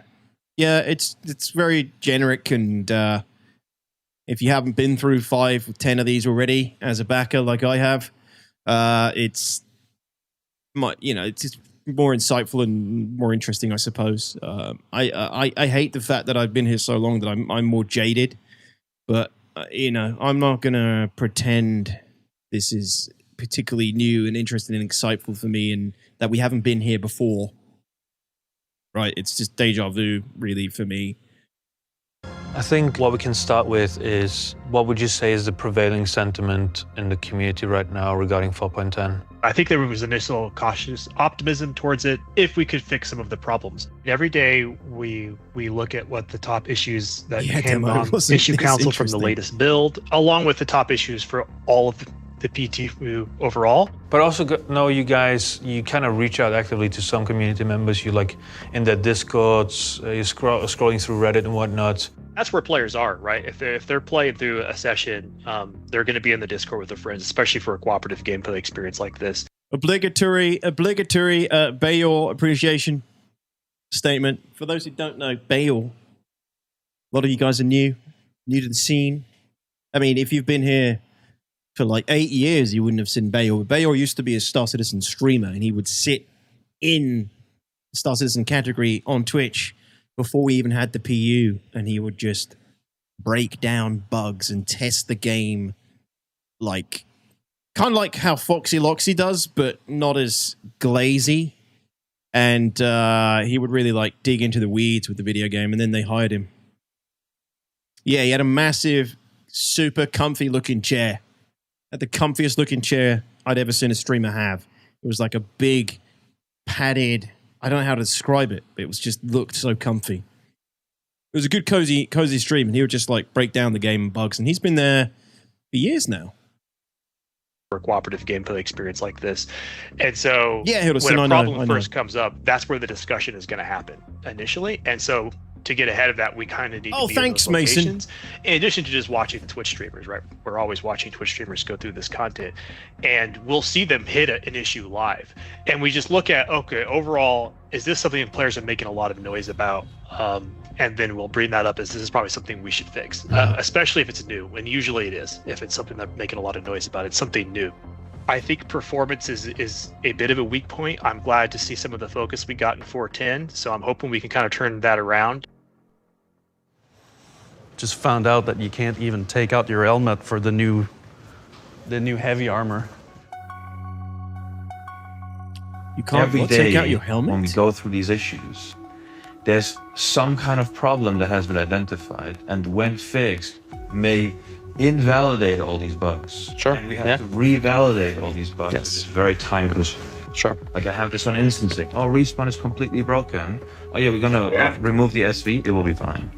Wasn't fine. I'm not saying that we're shooting silver bullets and they should be fixing everything. It's just very time consuming to revalidate all the bugs that we're seeing. Right. Because of 1 or 2 bugs getting fixed. It's frustrating because the bug. We're shooting silver. Wait a minute. I need to hear this again. Completely broken. Oh yeah, we're gonna remove the SV. It will validate all these bugs. Yes. It's very time consuming. Sure. Like I have this one instancing. Oh, respawn is completely broken. Oh yeah, we're gonna remove the SV. It will be fine.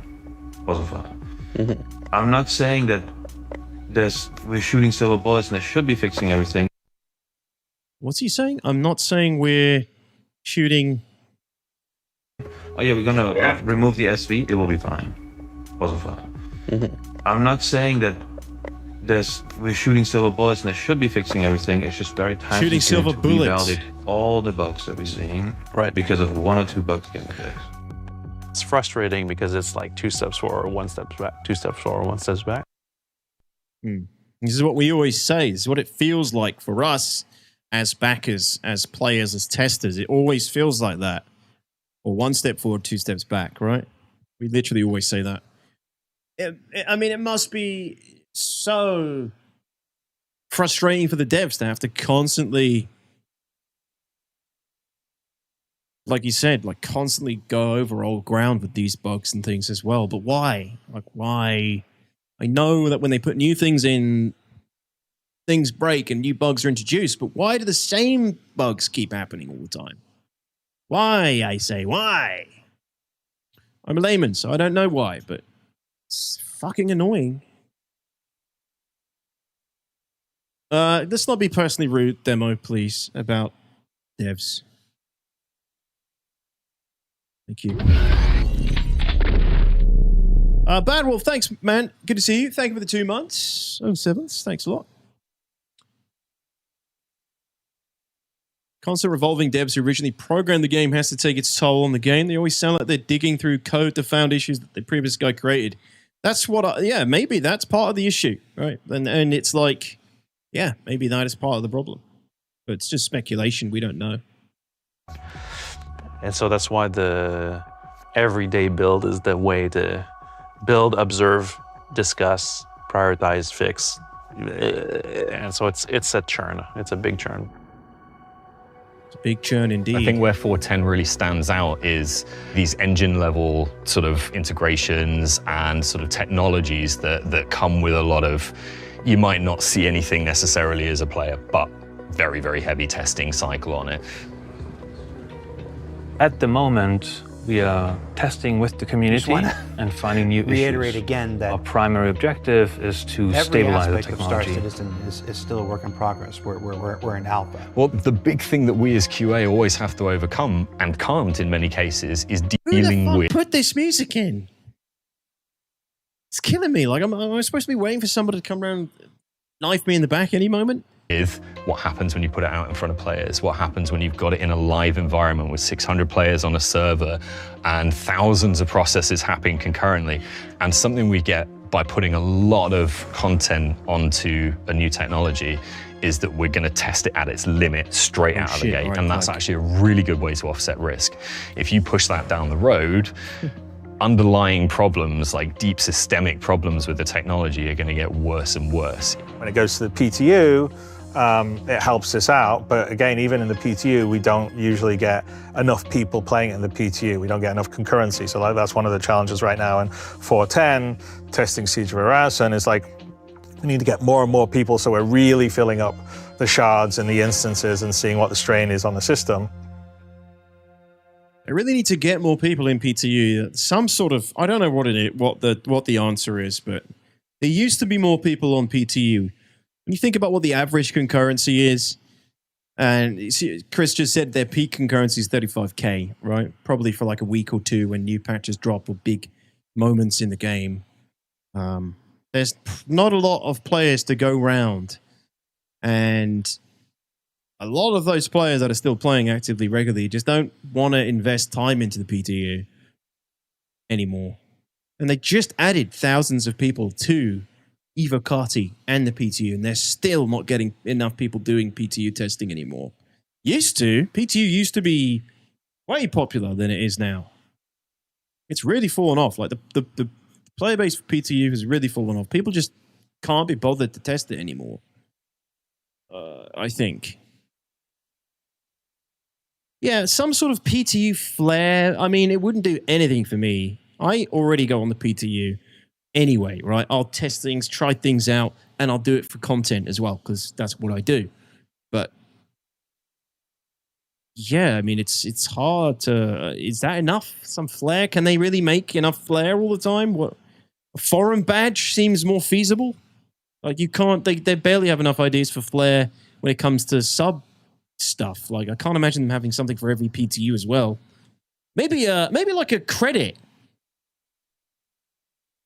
Maybe a credit, like a $5 store credit or something, if you participate in a PTU in some shape or form. I don't know how they track it.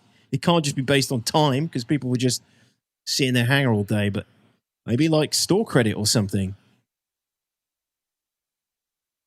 Because it's always the same. It's always, oh, well, we've done PTU. We didn't get enough people in the PTU, so we're going to push the patch to live, and that's going to give us the concurrency we need. Here's the big marketing trailer for the patch. Here's the playable now spiel. Here's the big ship you can buy for the live patch. But actually, the live patch didn't really get nearly enough testing in PTU, and this is really just an extended PTU at this point. But it's also marketed as if it's a patch that's been cooked and is in a playable position, when usually the first week of a new patch is anything but that. Some patches more than others, obviously.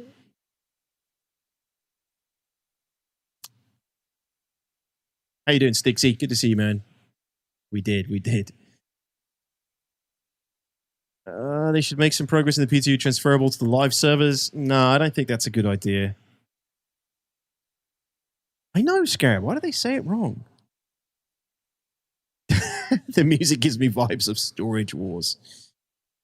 They went and announced sending out emails to thousands of players to participate in a closed PTU to test stuff before even Evo. You're telling me they couldn't get enough of them together to stress test the server?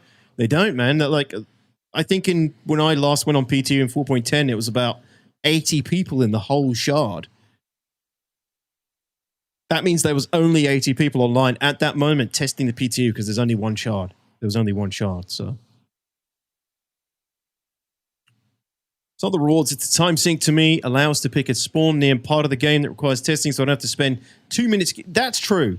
And that would go a long way. And that's been raised before, and I can't remember why they don't do it. There was a reason.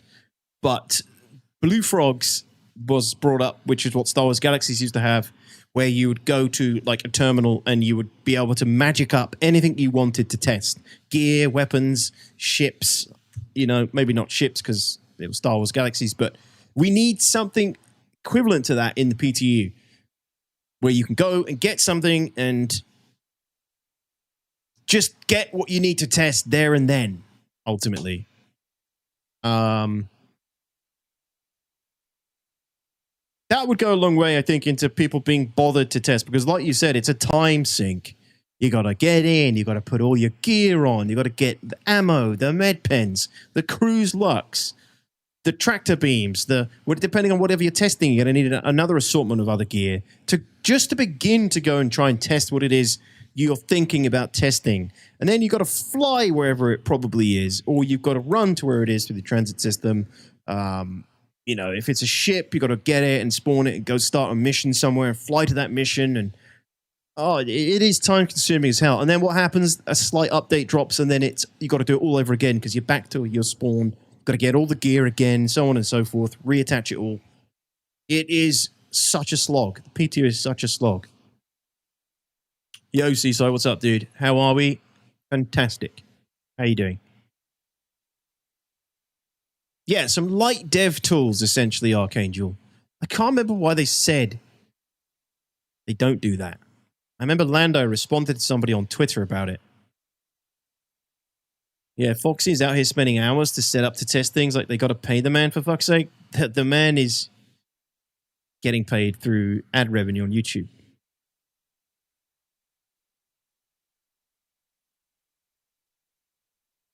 He puts out a lot of video. He gets a lot of views every month doing what he does. So he is, to some degree, you know, I guess, making money.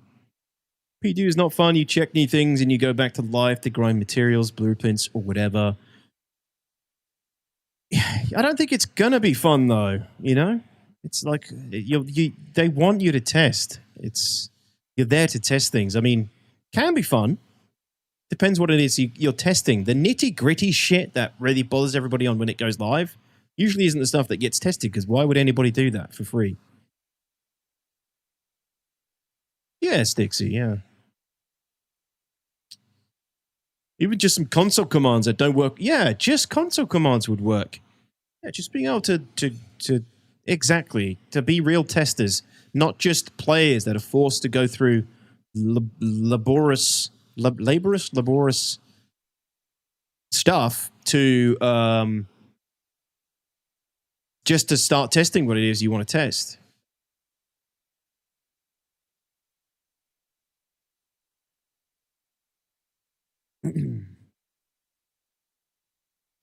Yeah, Arch Cygnus, exactly. And I get that, like, totally. I mean, it's not my style of content. It's not what I want to do either. Like, as a content creator myself, I don't want to make my content about bug testing. I can't think of anything worse. I'm glad there are people out there that do it.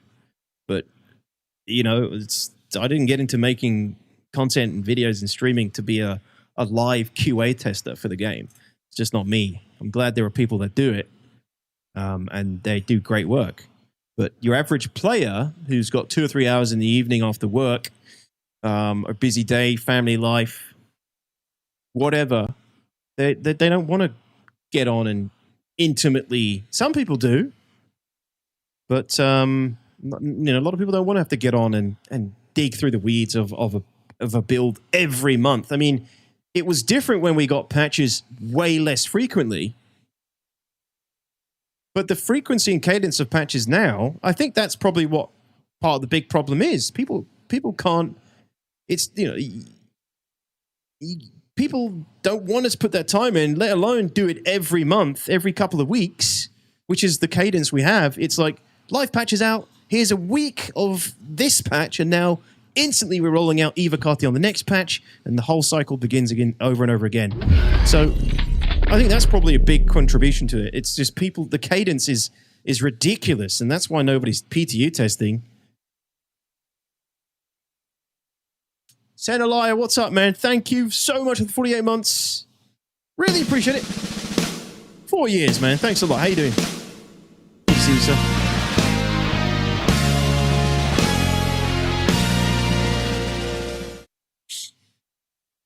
Yeah, please test this thing that is behind 3 levels of reputation. Thank you. Yeah, like the intersect missions and things like that, which we tested. We had to grind a ton just to get to test the mission, and then the next patch wipes it again.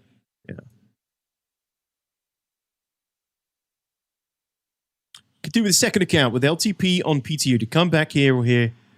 No mixing, just all character. Yeah, I agree. That would be good, but maybe that's requires too much additional resources to keep your whole separate PTU account all the time.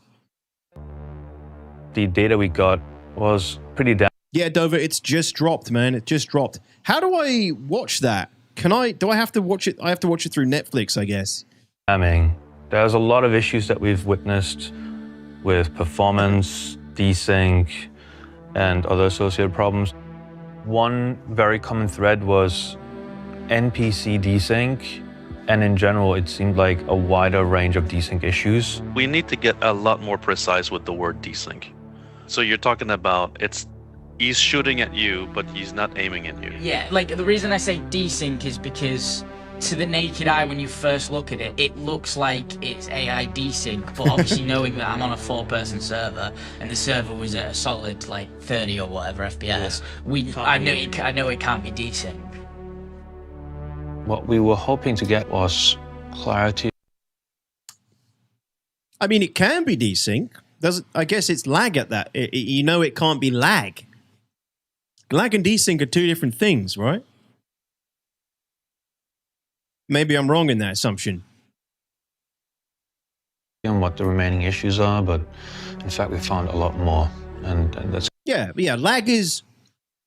I'm playing with a guy from Australia, and his commands are gonna take longer to process for me, and vice versa. Whereas desync is,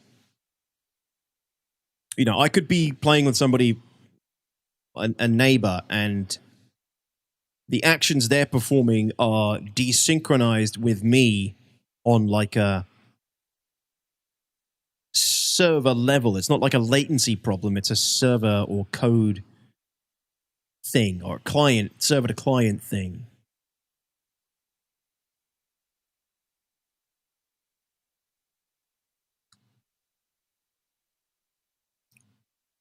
I can desync. I can have TRF playing with me perfectly fluidly, but he isn't there, right? I can see his marker, but he's not there. It's because he's desynchronized with me somewhere along the line. He's not experiencing lag. He's desynchronized with me. So in order to resync, he has to go sit in a chair, and then he appears, and there he is. He's playing with me like he was before. That's desync to me. It's like where you are literally desynchronized from each other, not necessarily lag, where latency is causing actions to happen at a delayed rate. What's up, Q? I actually know what it is. I don't know what I'm looking at. Right, Langdon, yeah. Not latency. It's separate from latency. That's the definition for me. That's the difference between... That's how I define desync.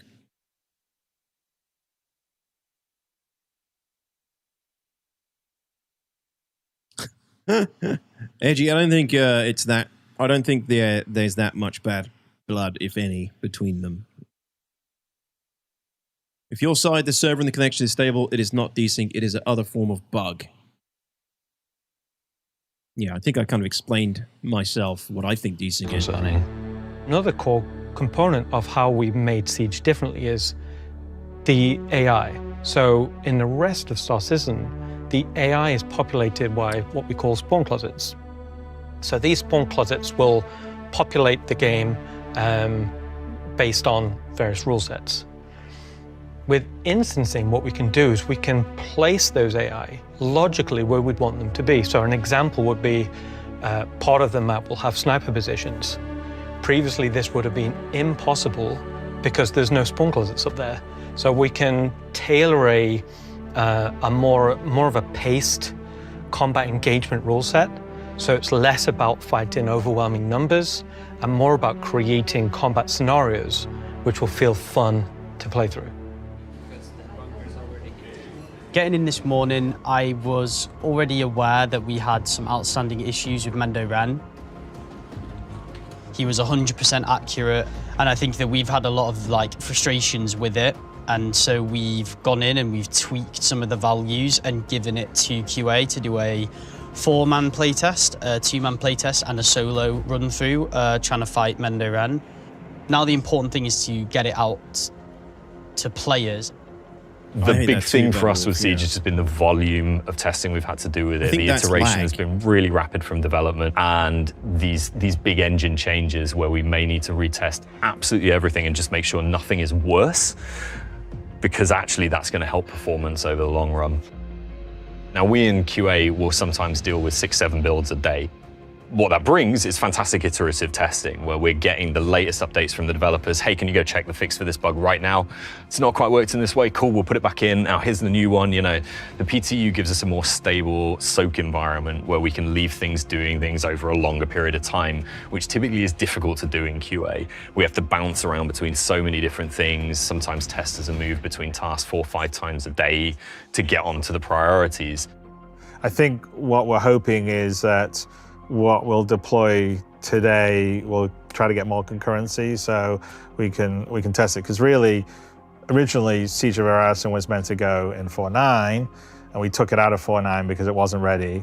It's in 4.10, and now we're running late on 4.10. Hopefully, we'll get on the PTU and get enough people play it that it seems like it's in good shape, and then we can leave it on the weekend for people to hammer on it and let it soak. I feel confident that everyone now is on the same page of what's left to be done. So I'm quite optimistic that we will get there. With Siege, the progression is the player's group enters that instance and they automatically become enrolled into the mission. So the mission exists inside the instance. That is a process in which we were going for. In the future, we want to do things like the player accepts a mission and then that permeates through into the instance layout. So that mission might inform a dungeon layout, or it might inform the enemy types inside that instance. So in the future, the instancing will be done in a variety of different ways. Battaglia is also a new addition for 4.10, which is really cool. She is also part of an instance. She works in the same way that the instancing works for Siege. So you go through a elevator transition, then that separates you into your own instance. And the reason why we wanted to do this for Battaglia is, again, we wanted to deliver a more prescribed scenario so that, it's not filled with loads of other people, so that as you're having that interaction with the mission giver, it is contained and it's validated. In the future, again, we'll open this up to more players, or we'd have the concept of more social instanced areas, so it doesn't feel like you're just completely separated from the open world. But we made that decision for Battaglia. I don't just have a to problem with the experience. NPCs being And it's also kind of cool because we were able to do another mission giver again. So it's been a little while since we've been able to do a physical mission giver. I guess he means in an open world, you'll be able to go up to one and then get your own conversation or whatever, not necessarily through an elevator.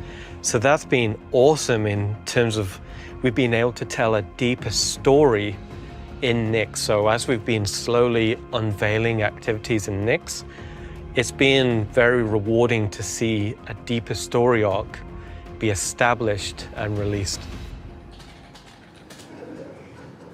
One of the things that I've been looking at is the client performance. We're using our analytics that we capture. All right, we've got an ad break coming up, guys. So I'm going to pause it for a moment. Geez, okay. Again, so far, business as usual. Not a lot of thoughts personally on any of this. This is just kind of them informing us of the difficulties and the tech and the work that's gone into 4.10 before it went live yesterday. I haven't jumped on 4.10 yet. I don't even think I will tonight. But I'll give it like a day or two more to cook, maybe, and get on it and see how it's running. Maybe tomorrow, we'll see. But I think I'm getting kind of like a mixed feedback on how well it's playing at the moment. Some people saying it's quite good. Other people saying it's like Nyx is incredibly bad in terms of like for some reason there's a massive delay on things. But yeah, Raz, yeah. Crown, how's it going, dude? Did you already read the letter from the chairman? We did, Mizio. Yeah, have you read it? Playing it right now, it's definitely bugged. It progresses fine, even though it's bugged, though. What are you playing? The Siege of Orison, Rada? You're playing Siege of Orison? Yeah. Never left Levski yesterday live 4.10 after 3 CTD relogs. I just can't do it. Maybe try again after hotfix. Are they already preparing a hotfix? 3 CTD relogs? Okay, Rada. Yeah. What do you mean it's bugged? How is Siege of Orison bugged? In what way? Like, some, like, mission markers and things not showing or something?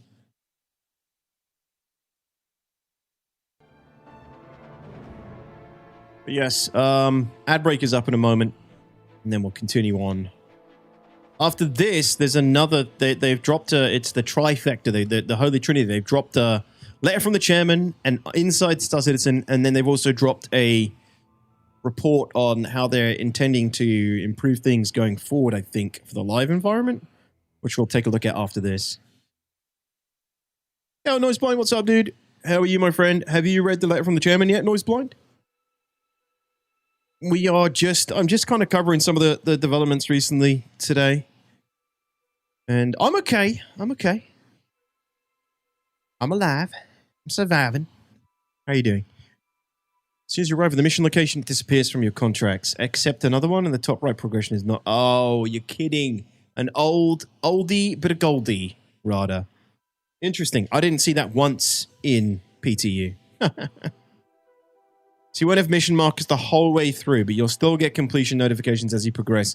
So you're progressing, but the top right update markers won't go past go to location. So you're basically going through the mission on memory at this point. Yikes. That's on the live build. That's not good. It's not good. But I'm not surprised. And graphing that out so that we can see how performance is trending over time. We've been making steady improvements through analyzing some of the captures and actually finding areas where we're being a little bit less performant than we could be. And that's why we have this kind of gradual increase over time. We actually removed some of the sort of dev debug things that we have on in the frame that we need during development so that we can analyze memory usage, track down multi-threaded issues and stuff like that, but all of which come at a cost. And one of the last things that we do before we actually release a build is to turn some of those things off. And that's why you see that big jump there. That's when we turned off a bunch of stuff that we have on during dev, and we get a big performance increase. We always say that, because the build is now essentially more like it would be during when it's actually deployed for post-release. on a performance We always front. notice that when we go was live, PT challenging.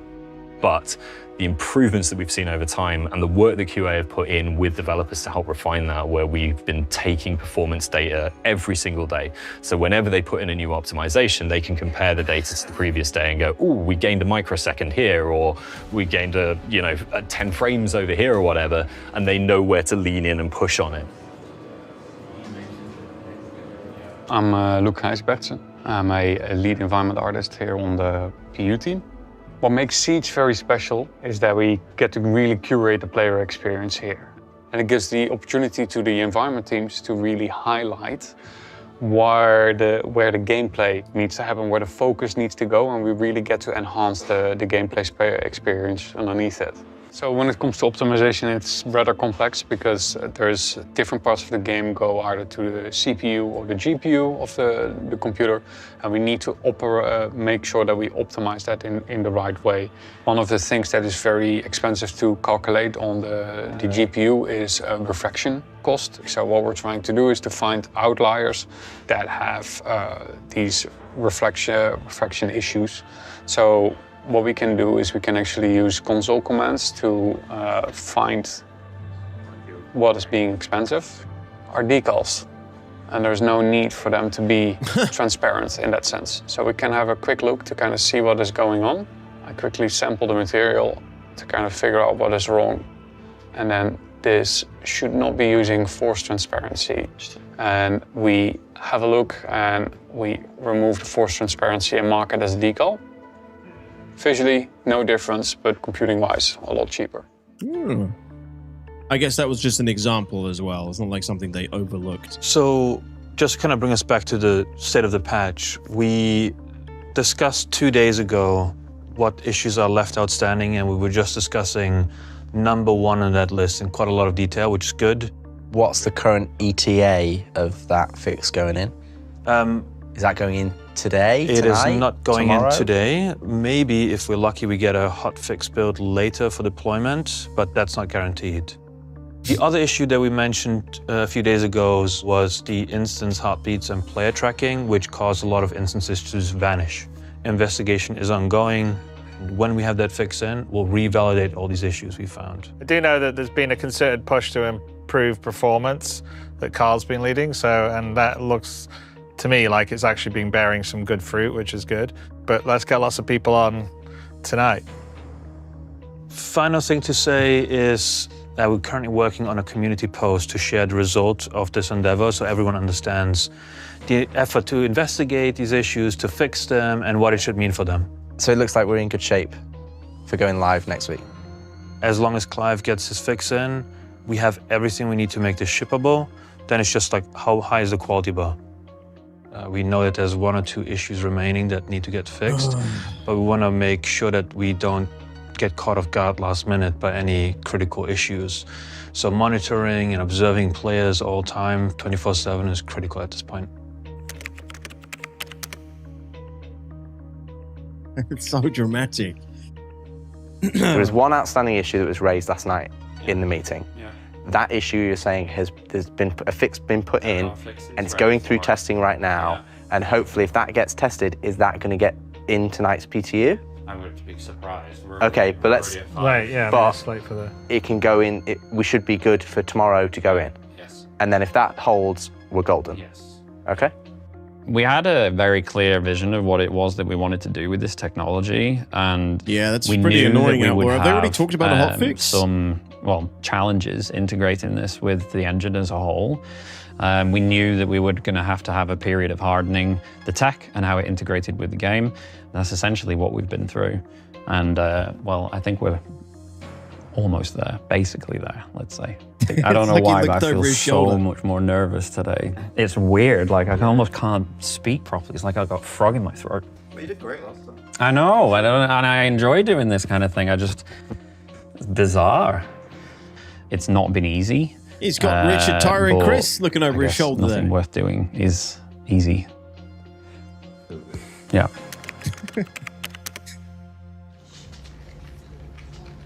My name is Eric Green. I'm the Director of Publishing Operations.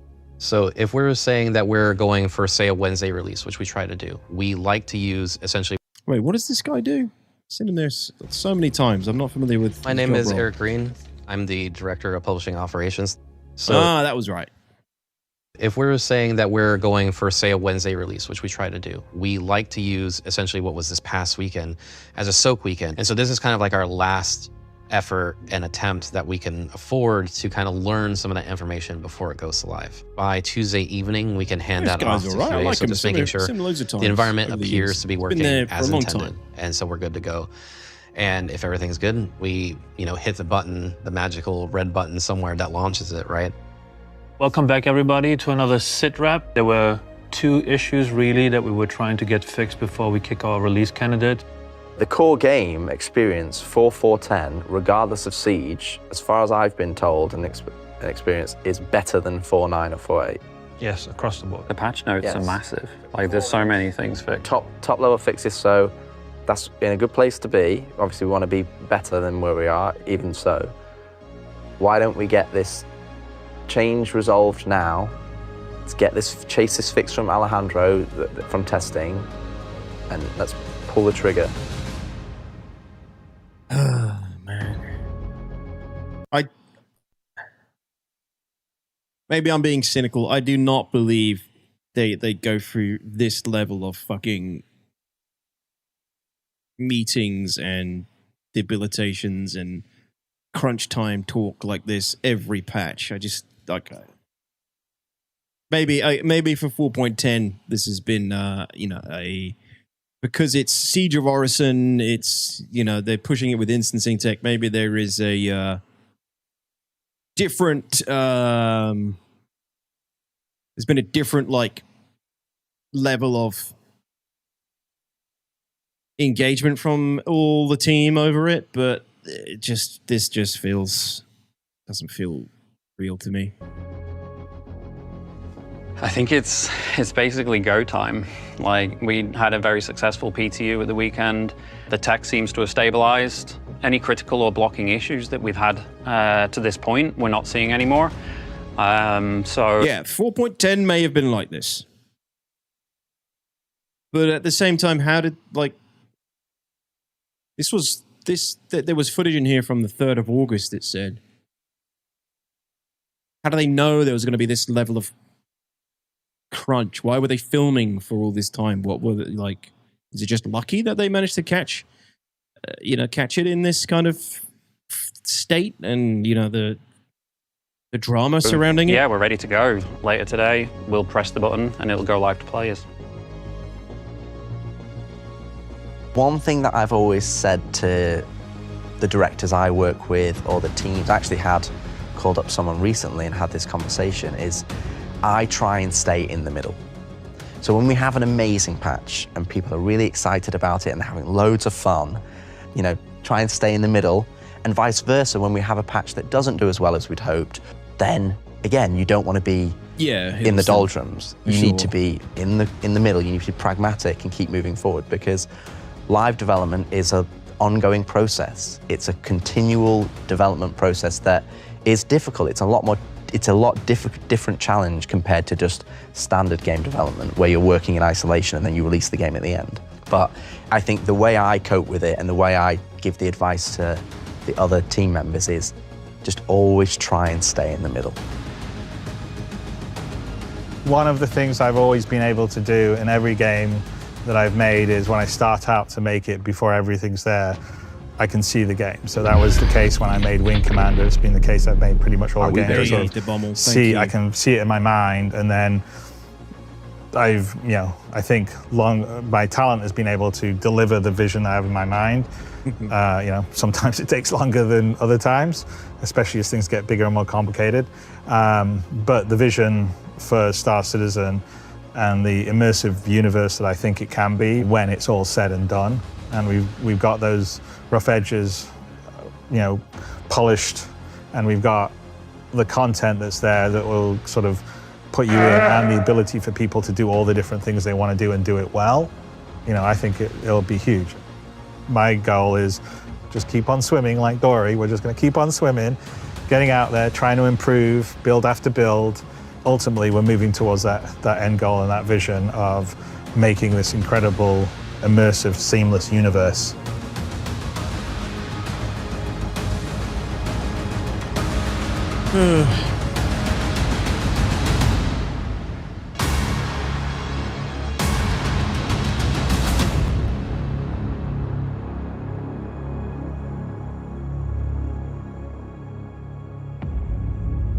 Wow, what a movie. What a time. Oh, man. Well, that's that.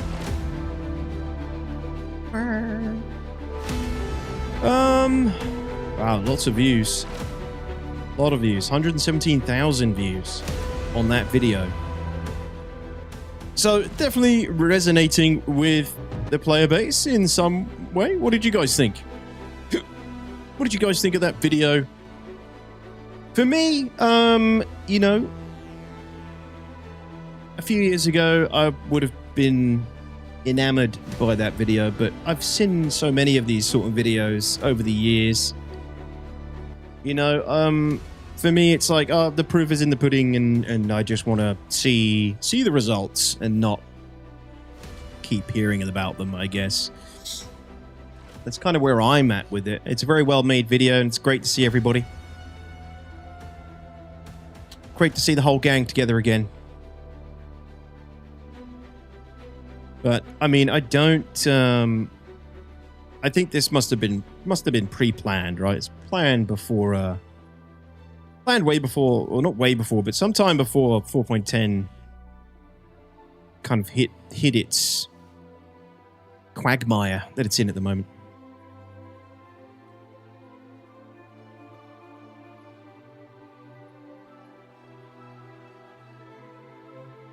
Bit more in the way they used to do videos. It is, yeah. It's a bit more like it felt more like an old ATV to me. Felt like an Around the Verse.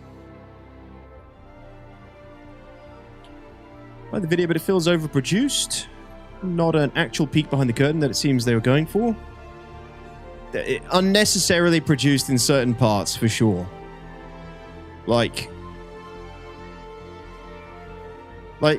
this sort of like you don't need to manufacture the drama in the meeting room kind of thing, you know? Not necessary for me.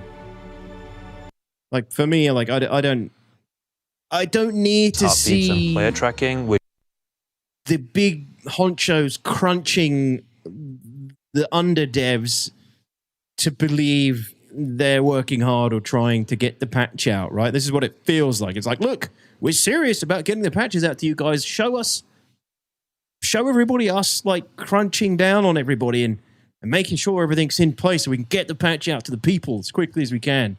Right? Like I don't need to see these sort of, you know, there's 4 fucking cameras in this room, 3 or 4 cameras in this room, right? I don't need to see that kind of shit to believe, you know? Directed by Ollie by the end credits. I did see that.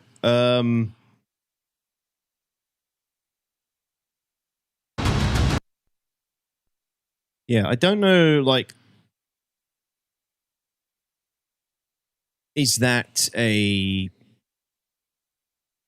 it like directed as in, because that's obviously like, is there in-house production team?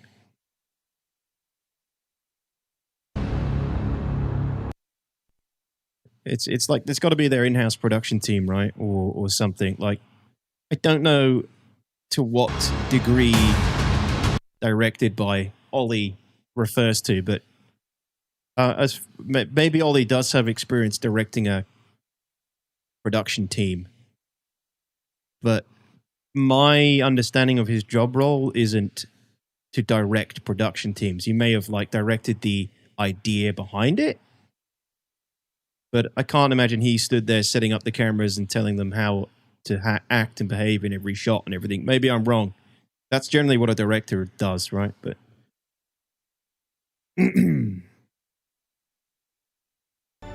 probably less cameras if it was a stage meeting. Yeah,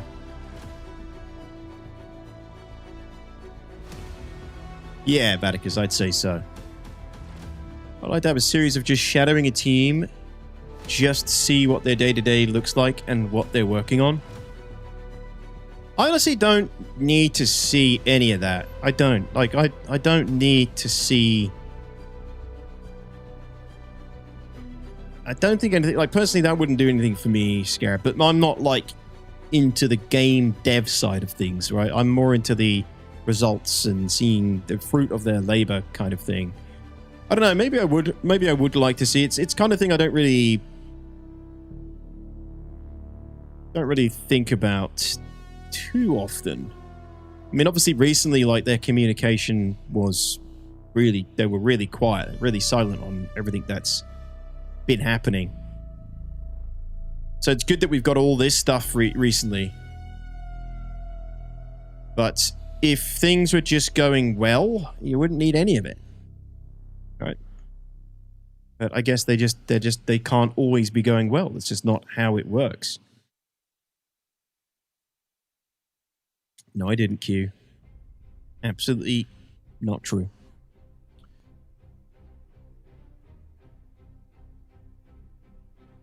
There are always questions about the management aspect of the game when there is an issue. This video is a response to that mismanagement of time and assets.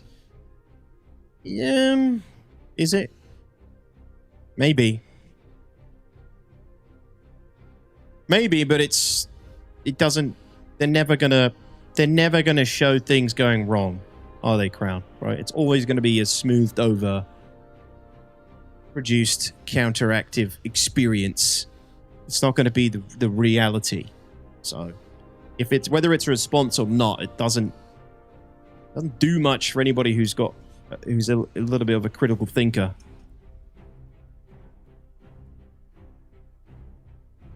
I think it would have been filmed more like a documentary rather than a full production. If so, extra cams would be to capture everything, so you get those unexpected moments if they happen.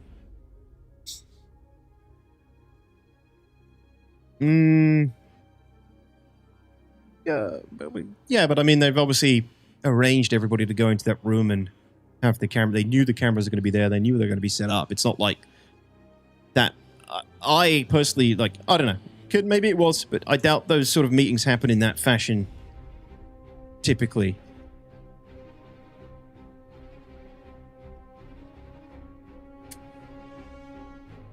They sent that video in the morning and the squadron delay right when the GTA thing started. Smart.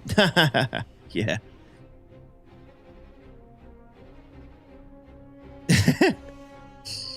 Do critical thinkers pay $5,000 for things that don't exist? Critical believers do. Please fix, yes. Yeah, Q's in chat. He's a Legatus member. He'll tell you. Nothing they do will solve everyone's problems. Other than a 100% bug-free game with full scope done, they could run a 24/7 camera in the office and it still won't fix many opinions. Exactly. That's where I'm coming from, Crown. It's like, it doesn't matter, like, the shows you make and everything, really. I mean, it's good. Obviously, it's nice to have information about things that are being worked on and have things covered and have them talk about things that we're leading up to or hot topics in the community. You know, I guess it is nice to have them address those things. But when you've been here so long, it's like you ultimately realize none of it really matters. CIG is going to do what CIG wants to do regardless. They're going to develop certain things when they want to develop them. They're going to delay things when they want to delay them. Just because you got an update about something being nearly ready 6 months ago doesn't mean shit. You know, that's what I've realized over the years, and you've probably realized as well. We've had so many like updates and talks about things that are nearly coming. It's nearly finished. This is being redone. This is worked on right now. We've got a whole team working on this. We've got a whole team working on that.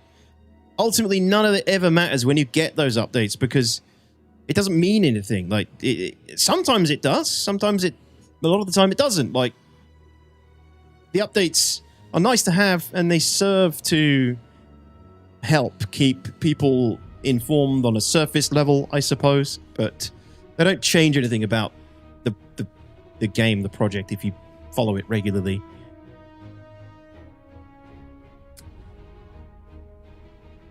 When did Squadron get delayed to? Squadron's been delayed to Q2 2027, apparently, Stixie.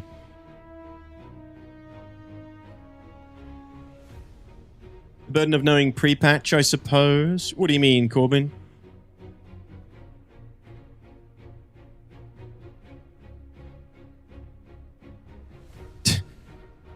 So the other thing that they've dropped is this, improving the live experience. So, again, last month we shared that we were changing the way we prioritize some of Star Citizen's most persistent problems. Today we want to share an update on the progress we've made so far, the issues we've resolved, and the work that went into fixing them. We're focusing on the problems that have been the biggest impact in your experience. Instead of looking at bugs one at a time, we're stepping back and focusing on the parts of the game you rely on every time you play. Yeah, we're grouping bugs by the system they break. Your ship should be where you expect it to be, your inventory should load, your mission should work. These are basic expectations. We know that when they fail, it does not matter how impressive the rest of the game is. Exactly, this is exactly what we've been saying in that video and in the letter from the chairman. If you cannot get your ship, lose the gear you're carrying, or spend 15 minutes trying to get it past the connection error, that is the experience you remember. Exactly, yeah. Hey, Glitch, what's up, man? To keep focus on the player experience, we've handed ownership of identifying and prioritizing these issues to our player experience team. 4.10 has been the biggest application of this approach so far, and today we want to show you what that looks like. Focus has been on the following core areas: AI, docking, refueling, economy, first hour, quality of life, freight elevators, hangars and ASOP, inventory, login and connection errors, quantum travel, ship loss. Twice a week, QA production, player experience, and community teams come together to look at the issues having the biggest impact on players. Is this part of the Benoit initiative they talked about in Tech Talk? We weigh what we're seeing internally against your reports, looking at how often an issue is reported, how many players it affects, how long it's been around, and how severely it impacts gameplay. We pull these factors together into what we call an impact score, which helps us decide what needs our attention most. Yeah, I mean, there are things that have been a problem for 5 years. The star map is one of them, losing your route and being unable to set a route. You know, when we were doing the patch tier list, we were looking through patches from 5 years ago that had known issues that are still known issues today. Still issues today.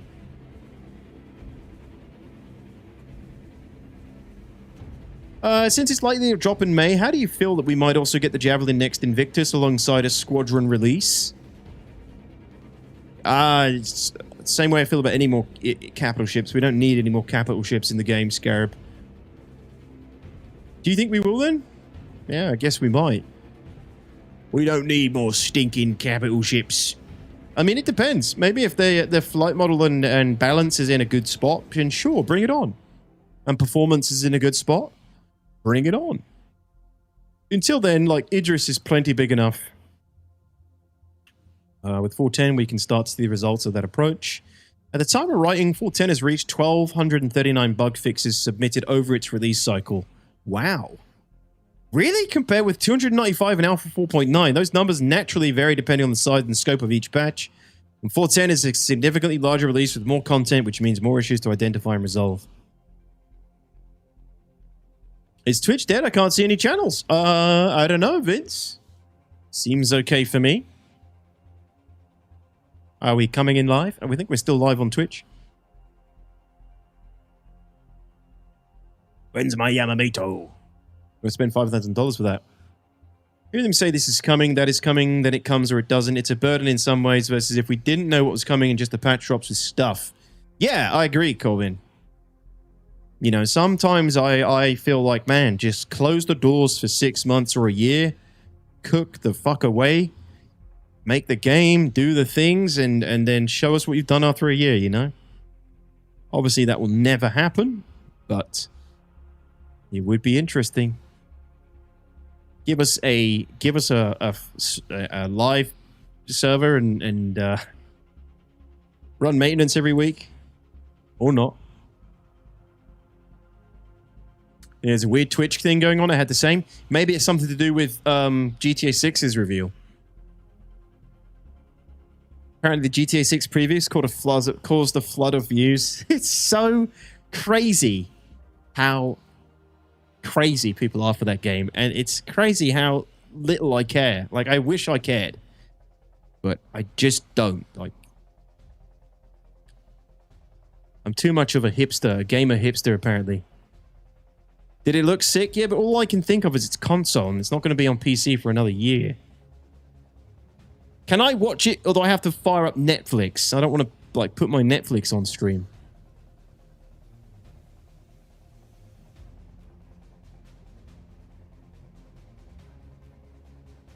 Looks amazing, Skynell. I'm not tied up in the GTA 6 hype. I'm not.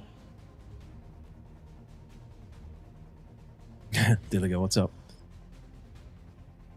Yeah, so you got to watch it through Netflix. Okay. What matters more is the context here, though, of those fixes. 479 address bugs that were already present in 4.9 or earlier. That's a more useful measure of the progress we're making toward improving the existing live experience, rather than simply counting issues discovered and fixed while developing new content. Improvement in client performance.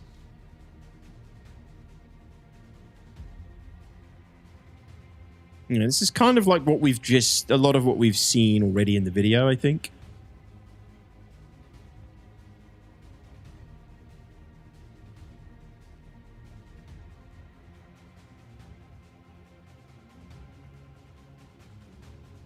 This below highlights a selection of the bugs we've addressed across 4.9 and 4.10. It isn't intended to be a full list of fixes that have gone into the releases, but rather a broader look at the work happening across the core areas this initiative is focused on.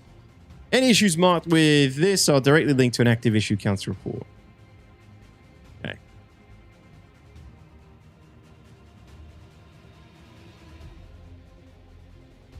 Yeah. What's next? 4.10 doesn't mean this work is finished. There's still issues we're working through, and problems that will only reveal themselves once 4.10 is being played at live scale. Yep, this initiative's ongoing, and the priority list will continue to evolve as issues are resolved and new ones emerge. Expect more hot fixes following the release as we continue tackling issues, with some scheduled for later this week. The goal is to reach a point where these core systems are stable and reliable enough that you don't have to think about them or build your PlayStation around avoiding them. These systems should simply work. 100% agree. This is one of the biggest problems with the game. Maintaining that focus also means making difficult prioritization decisions elsewhere. For the time being, we've deprioritized a number of other initiatives and feature work so we can maintain momentum on these core issues and give them the attention they deserve. And they need your help with issue counts, reports, and feedback. Cool. That's good to see. Good Lord, we do not see your recommended videos on Netflix. My recommended videos on Netflix are basically old movies from, like, you know, 90s, 2000s. Shit like, I don't know, Saving Private Ryan and other shit. That's the only kind of stuff I watch on Netflix. Same could not care less about another GTA game where you just follow a line on a minimap and watch an edgy cutscene. Ooh, cutting deep on those GTA fans, Daylight. Should be out on YouTube 6 hours after Netflix. Well, surely people would have screen recorded it and put it on YouTube already. Twitch has died. Nothing on the app will load. That's hilarious. Let me take a look. Let me have a little peeky. A peaky blinder. Well, it seems fine for me.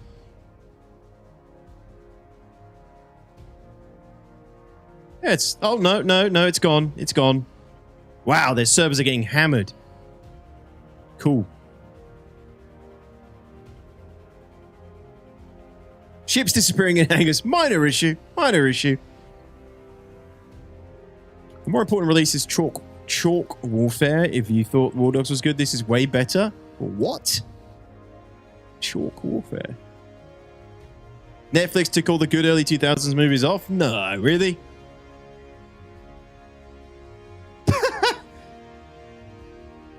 I've just seen Salty Mike's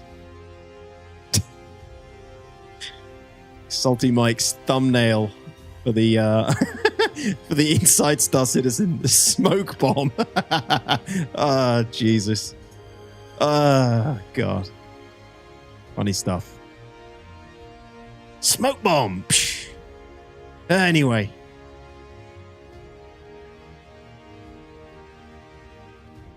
You could shadow open it on another screen. I guess. No, well, maybe. Well, it may give you my live react. The playtest in October is to show UK government so they can keep their subsidy. That's what's allowing the delay, but it must be released as UK, Germany, and Canada are cutting their subsidies. I'm not going to pretend to know or care about that kind of stuff, Chase. Like that's you're talking about like financials and stuff, right? And investors, I think.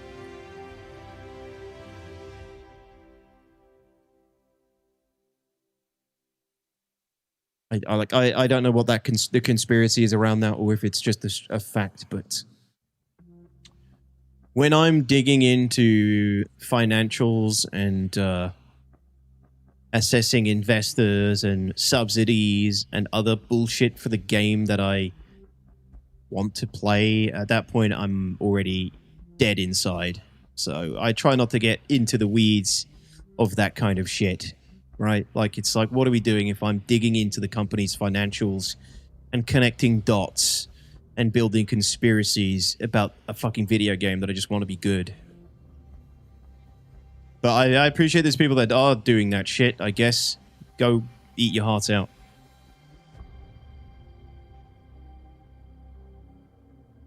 Governments are closing the loop on crowdfunding model. Really? Vaticus, yes. I mean, I don't think... I'm assuming whatever they show us in October will likely be their most polished and, you know, best performing piece of content of the video game anyway. So, like, it's... You know, you're not going to get access to the game. You're going to get access to a level or two, most likely, and it's likely going to play and work very well.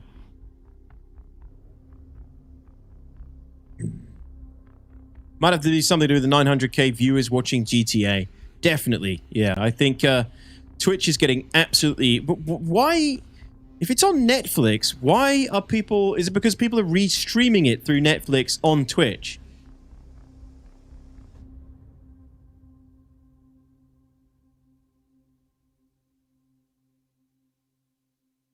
Why is it on? Why is Twitch crashing if the GTA thing is on Netflix? Okay, so people are just restreaming it. Well, okay. Yeah, I see Lyric and Tim the Tatman. Some of the bigger streamers are restreaming it. Twitch isn't working for me though, so. It's cheap views. I mean, it's not. I mean, it's no different to what I've just done. It's people are excited about a piece of official marketing. It's coming out. They're going to share it with their audiences and watch it together.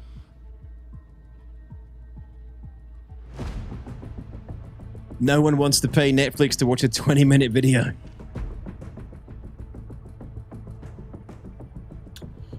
Funny, I said the same thing, DTOX. To be honest and frank, a vast majority of backers likely do not go to Spectrum, Reddit, or Twitch for Star Citizen info. It is a fucking game and they treat it accordingly in their lives, i.e. they give two shits because there are more important things in their lives. Yeah, I mean...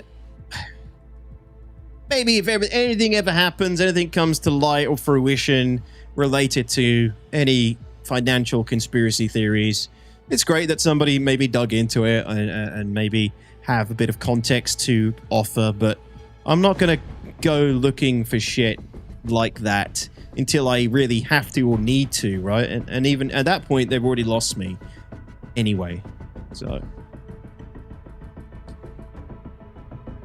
You gonna play the Star Wars XCOM RTS? I am tempted. Yeah, I'm tempted. I might be sitting Star Citizen 4.10 out and just coming back for the 4.11 development cycle, which won't be far off. Let's face it, we're already in September. Pretty much exactly what Tails just said. Tails? Oh, Q, please fix. Are you talking? Oh, are you talking about to me about that? I'm confused. I thought you were talking about the GTA thing. I prefer to watch the guy that managed to get a copy of the full GTA 6 and has been leaking everything. That guy is going to go to prison when they find him, right? That's a imprisonable offense. Yeah, the Star Wars Zero company is getting good reviews. I think it's getting pretty good reviews generally. I mean, it's Star Wars, XCOM. It's a good mix. I might buy it and play it.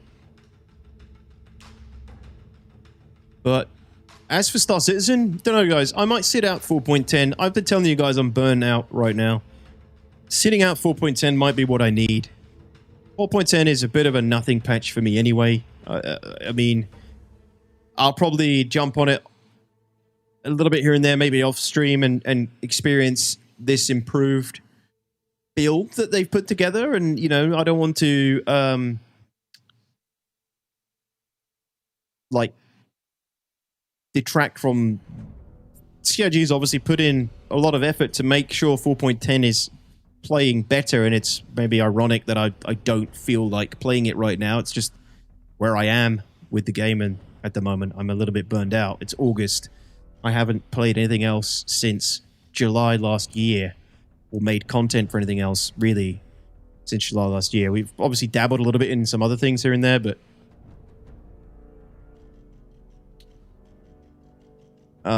I just haven't had a good like other game to play for a while, except for War Dogs last weekend, which was fucking great. It was a lot of fun.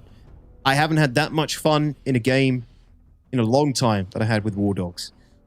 That was just good old-fashioned fun. Like, the time was melting away, and it felt like gaming of old. Like, it's crazy how I thought that feeling was gone, you know? But I don't know, I was just engrossed, and time was disappearing before my eyes. Hasn't been that way for a video game in a long time.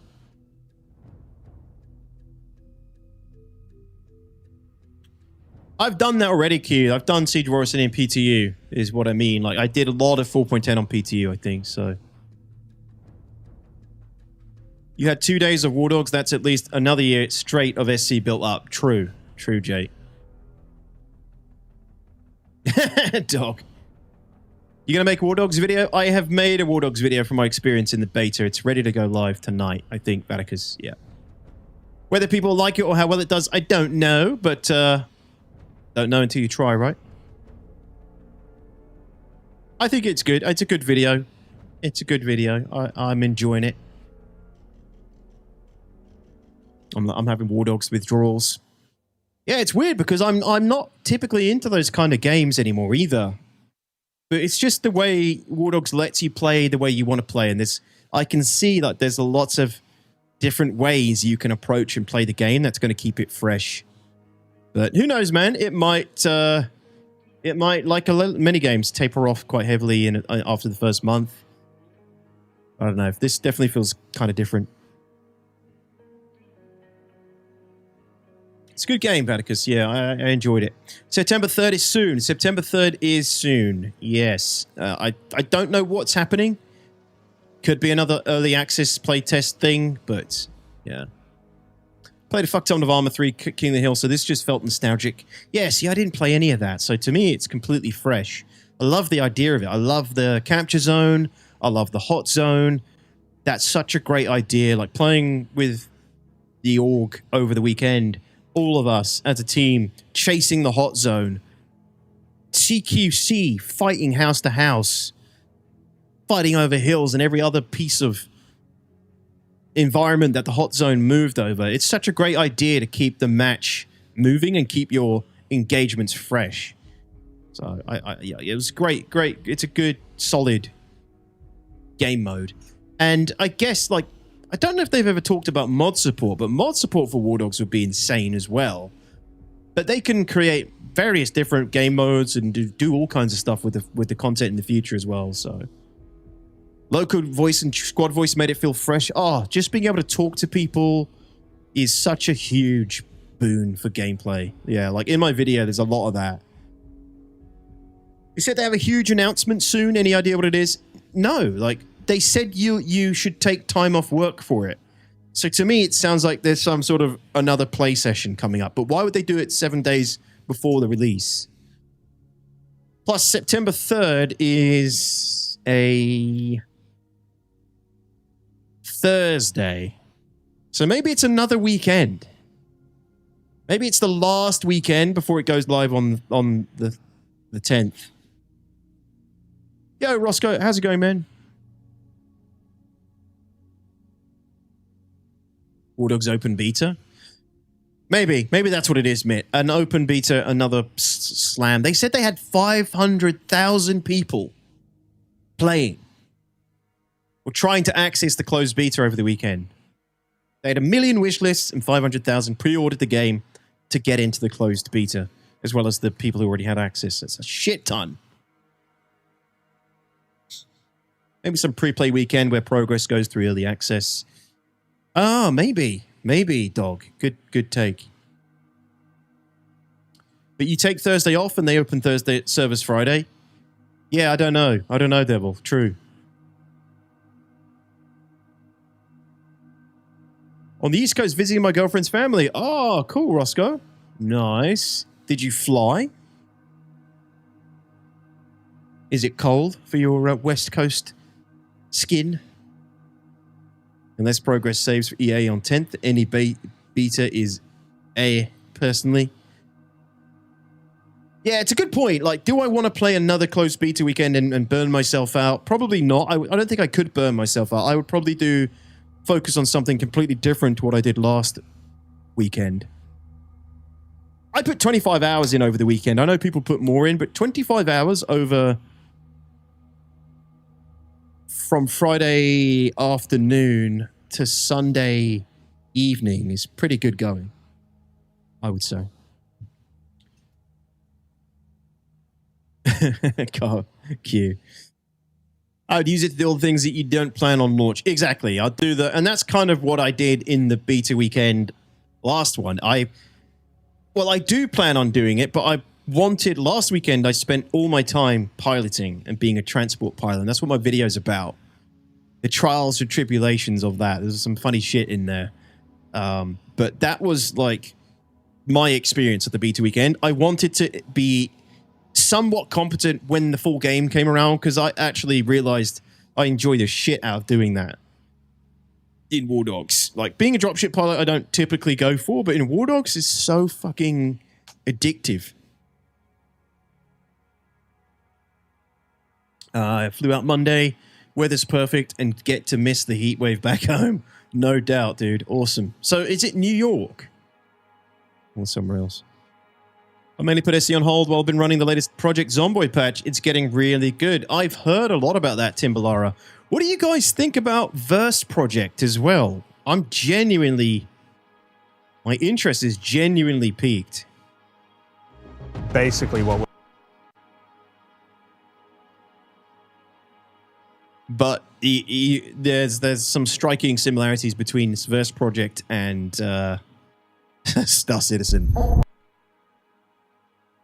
Basically eating as much lobster as I can. Oh, is that all on the East Coast, Roscoe? Up in Massachusetts. Ah, nice. By the end of it, could you finally land without crashing? You'll have to see the video to find out, Stixie. You'll have to watch the video. Tried it, was complete trash. Oh, really, Space? Oh, I really want this to be good. I'm genuinely interested. I'm never interested in other space games. But, for those who don't know, it's basically trying to be a Star Citizen. It's basically Star Citizen, but Expanse, hard sci-fi. And built on an existing engine. This is a controlled departure zone. Keep communication devices active and follow all marked routes.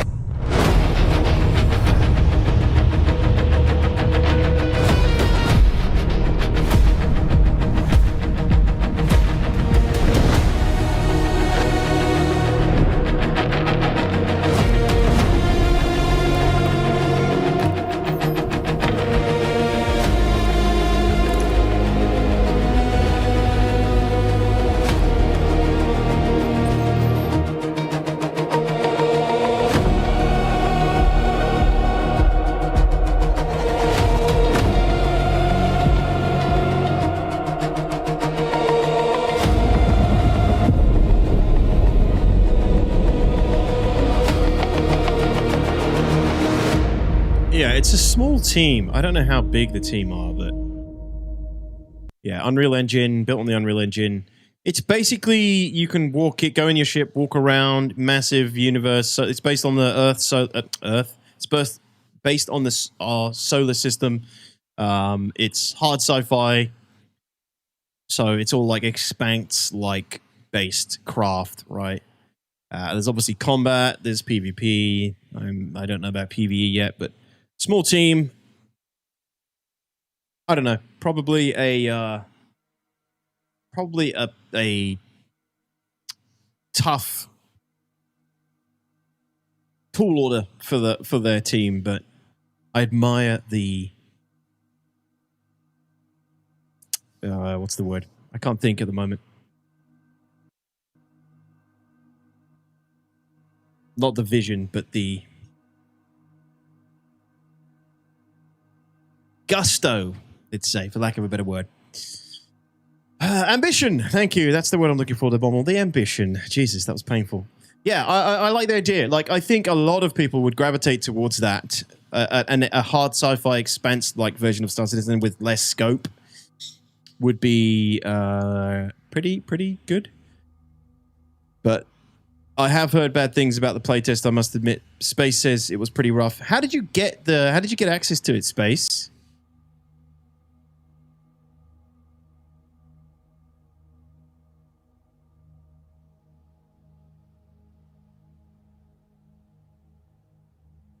Moxie, balls. No support for sticks. Oh, poo. Steam. Oh, so you just requested access on Steam. Okay. Gotcha. Worse than SC. Well, it's its first build. They need another 10 years and a few $1 billion, I would say. I need to request access myself then. Star Wars Zero Company up here, or did I already do it? Let's have a look. Oh, okay. Yes, I have actually already requested access, so who knows? We'll see. But yeah, shit. Tomorrow, what are we gonna do tomorrow? I don't know. I kind of want to check out all the Total War 40K stuff that dropped over Gamescom and anything else that dropped over Gamescom, so I might jump into all that kind of stuff tomorrow and check out some of the reveals. I don't think anything... Did you guys see anything over Gamescom that's been revealed that looks interesting? For me, like, I think I'm only really interested in the 40K Total War stuff, but... God, 2.6 million views on the Gamescom opening night. Yeesh. I took a peek at it yesterday, and then right when I took a peek, what's on screen? It's Final Fantasy. Like, that's the exact thing I don't want to see when I watch these kind of things. I cannot stand all that anime stuff. Turok Origins. I think we already saw that at Summer Games Fest. Lego Skyline, says Turska. No way. Ace Combat. Okay. Gamescom opening night was nice. Amsterdam 1666. Oh, that did look good. But that we saw those at Summer Games Fest. You don't do single player games, I think, but The Witcher 3 Remaster is peak for me. Yeah, I don't really do single player RPGs. Dog, I must admit. Fable. Yeah, I mean, preliminarily, nothing. There's nothing out there that's piqued my interests from Gamescom. Like, I haven't caught any news about anything that's particularly exciting for me, but might be some more reveals, right? There's still some more days left of Gamescom. Blood of the Dawnwalker we saw at Summer Games Fest. What happened to the little Mass Effect DTOX? What do you mean, Klaus? Chat back, nice. Was chat dead on Twitch that whole time for a lot of people, Itauchi? Oh. Rainbow Six Tactics looked good. Okay, at the moment I'm not hearing anything that I personally find interesting. Damn it. No Law. I think we saw the trailer for that at Summer Games Fest as well. That looked quite good. Cyber Noir World of No Law. FPS game. Didn't you play Mass Effect? Never played Mass Effect on stream, Klaus. I played Mass Effect years ago, I think before I even started streaming.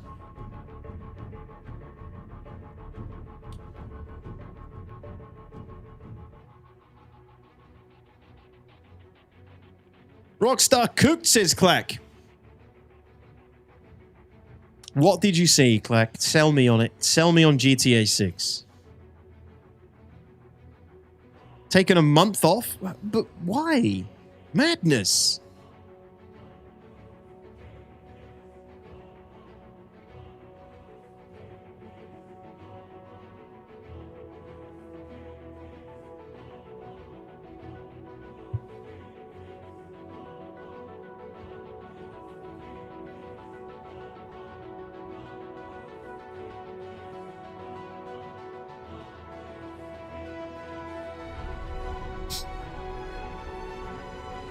Just looking for the re-upload. So many people watching it. Holy shit.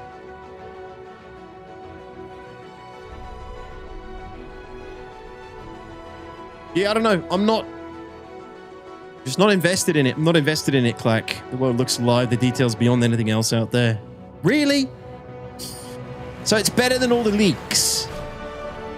It's shutting the leaks down and all the AI-generated crap. It's better than all that. It looks insane. Has anybody re-uploaded the Netflix reveal yet?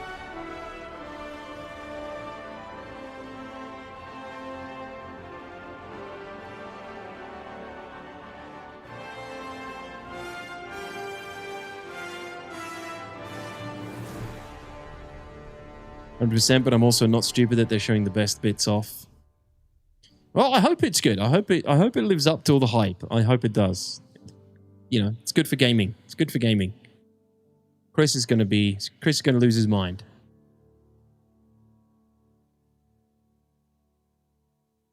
Witcher 3 I'm excited about. Never finished the original. Now I can't finish the original. Feels too old and clunky. The remaster looks good and it's free. Oh, really? It's free. Yeah, cool.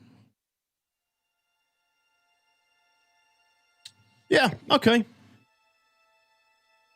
Well, that's it. That's all I have for you today, guys, I think. That's about all I have to say about that. I think we'll call it there. I will drop my my War Dogs video tonight and should be back tomorrow. Should be. I'd like to be, but I think if we come back tomorrow, we'll probably check out some of the Total War 40k stuff that dropped from Gamescom today and yesterday. Twitch is broken as fuck. Yeah, thanks, Klaus. It's cooked because of the GTA 6 reveal. There's a new expansion as well, says Siddleson. Okay, nice. Yeah, Witch has always been a well-received game, I think, hasn't it? I never played him. It's not really my thing, but I can appreciate it. Zero Company also. Maybe I might jump into Zero Company tomorrow. I need to buy it, but I need to pull the trigger on buying it, so we'll see. Who knows? Maybe Verse Project. £40 for Zero Company. Ooh, it's quite expensive. Standard AAA price, but it's got mixed reviews at the moment. Zero Company has mixed reviews.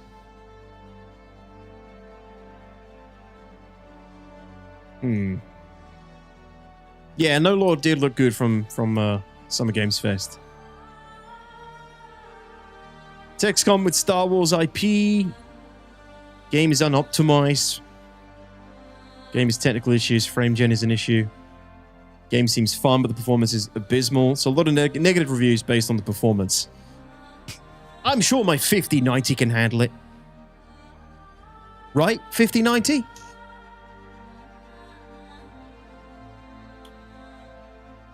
Right?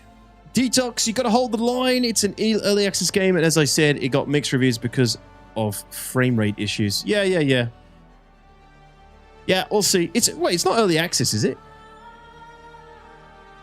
Oh, EA, Electronic Arts. Got you. Right, ladies and gents, thank you so much for coming by, for joining us tonight. I appreciate you all. Thanks for tuning in for some Star Citizen updates, news. We've got a lot of stuff today. We had the letter from the chairman, the Inside Star Citizen, and the CIG's, commitment to making 4.10 a better environment. I really should at least experience what 4.10 is like compared to PTU and 4.9. But yeah, I'm just not like super Super excited about doing anything in 4.10 at the moment. 5090 owner does not inquire about frame drops. Exactly, Kamiri. We just assume it is beneath us. But it isn't. It most likely isn't. Still comes down to optimization. All right, Elder Lich. Shift at night. Shift at midnight? Ugh, no thank you. Horror game. Right, I'll see you guys later. If you're on Twitch and you can't chat, well, that's your loss. That's your loss. You can't say anything about me. You stink. And you can't. You have no rebuttal. There's nothing you can say. If you can't talk on Twitch, you stink. Nothing you can do about it. You should be on YouTube where the chat works. Or Kick, like Clacky. Anyway, thanks so much, everyone. Have a great rest of your day, whatever you do. I'll be back tomorrow. Much love, guys. See you then.